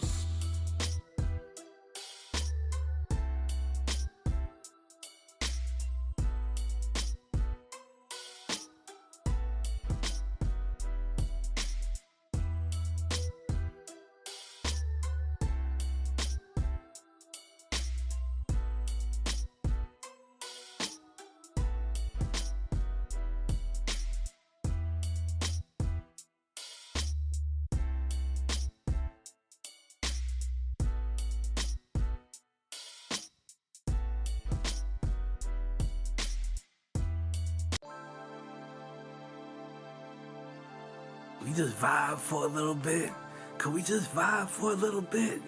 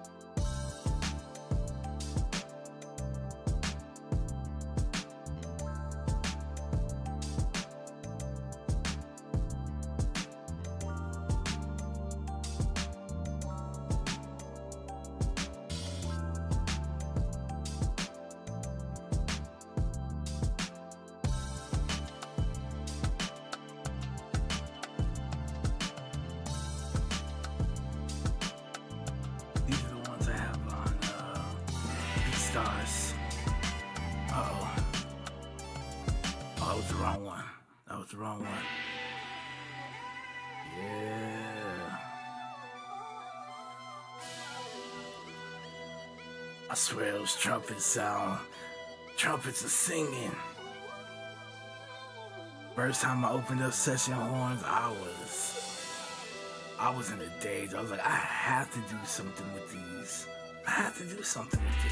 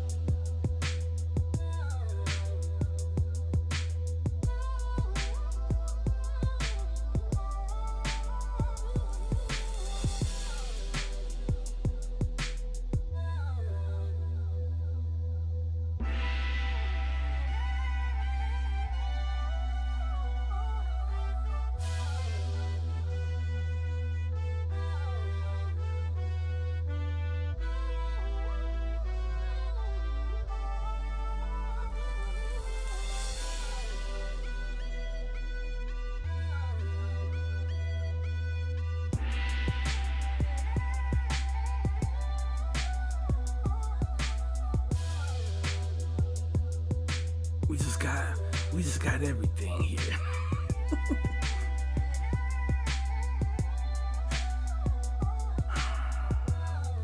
Where's my...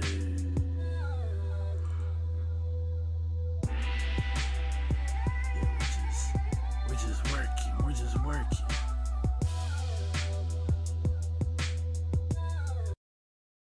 All right, time to go.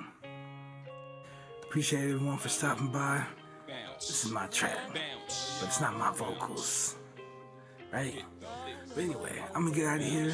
Remember, stay patient, remain diligent, and as always, be majestic. I'll see you guys Wednesday. We'll try to make some more music. That, I'm out. Peace. Chilly with enough bail money to free a big Willie. High stakes, I got more at stake than Billy. Shopping freeze, copping threes. Dudes fever, IS's fully loaded.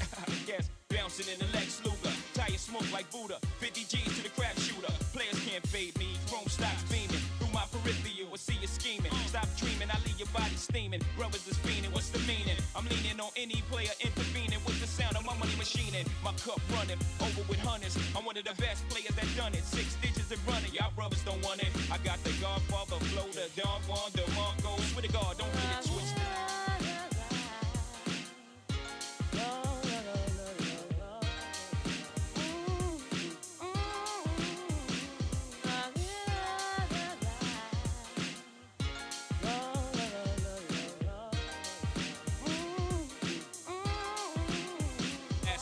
State where I drop my slang. I'm deep in the south, kicking up top game. Bouncing on the highway, switching 4 lanes. Screaming through the sunroof, money ain't a thing. You words big, confirmed. Me and my fam roll tight like the firm. Getting down for life, right, you better learn. Why play with fire, burn. We get together like a choir to acquire what we desire. We do dirt like worms, produce G's like sperm. Select spread like germs. I got extensive hoes with expensive clothes. And I sip fine wines and spit vintage flows. I don't know.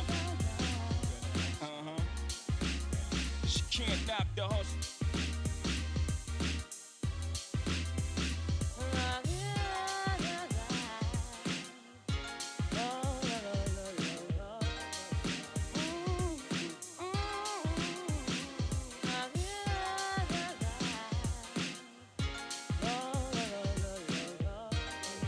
Punching the clock. My function is to make much and lay back munching. Sipping Remy on the rock. My crew, something to watch, nothing to stop.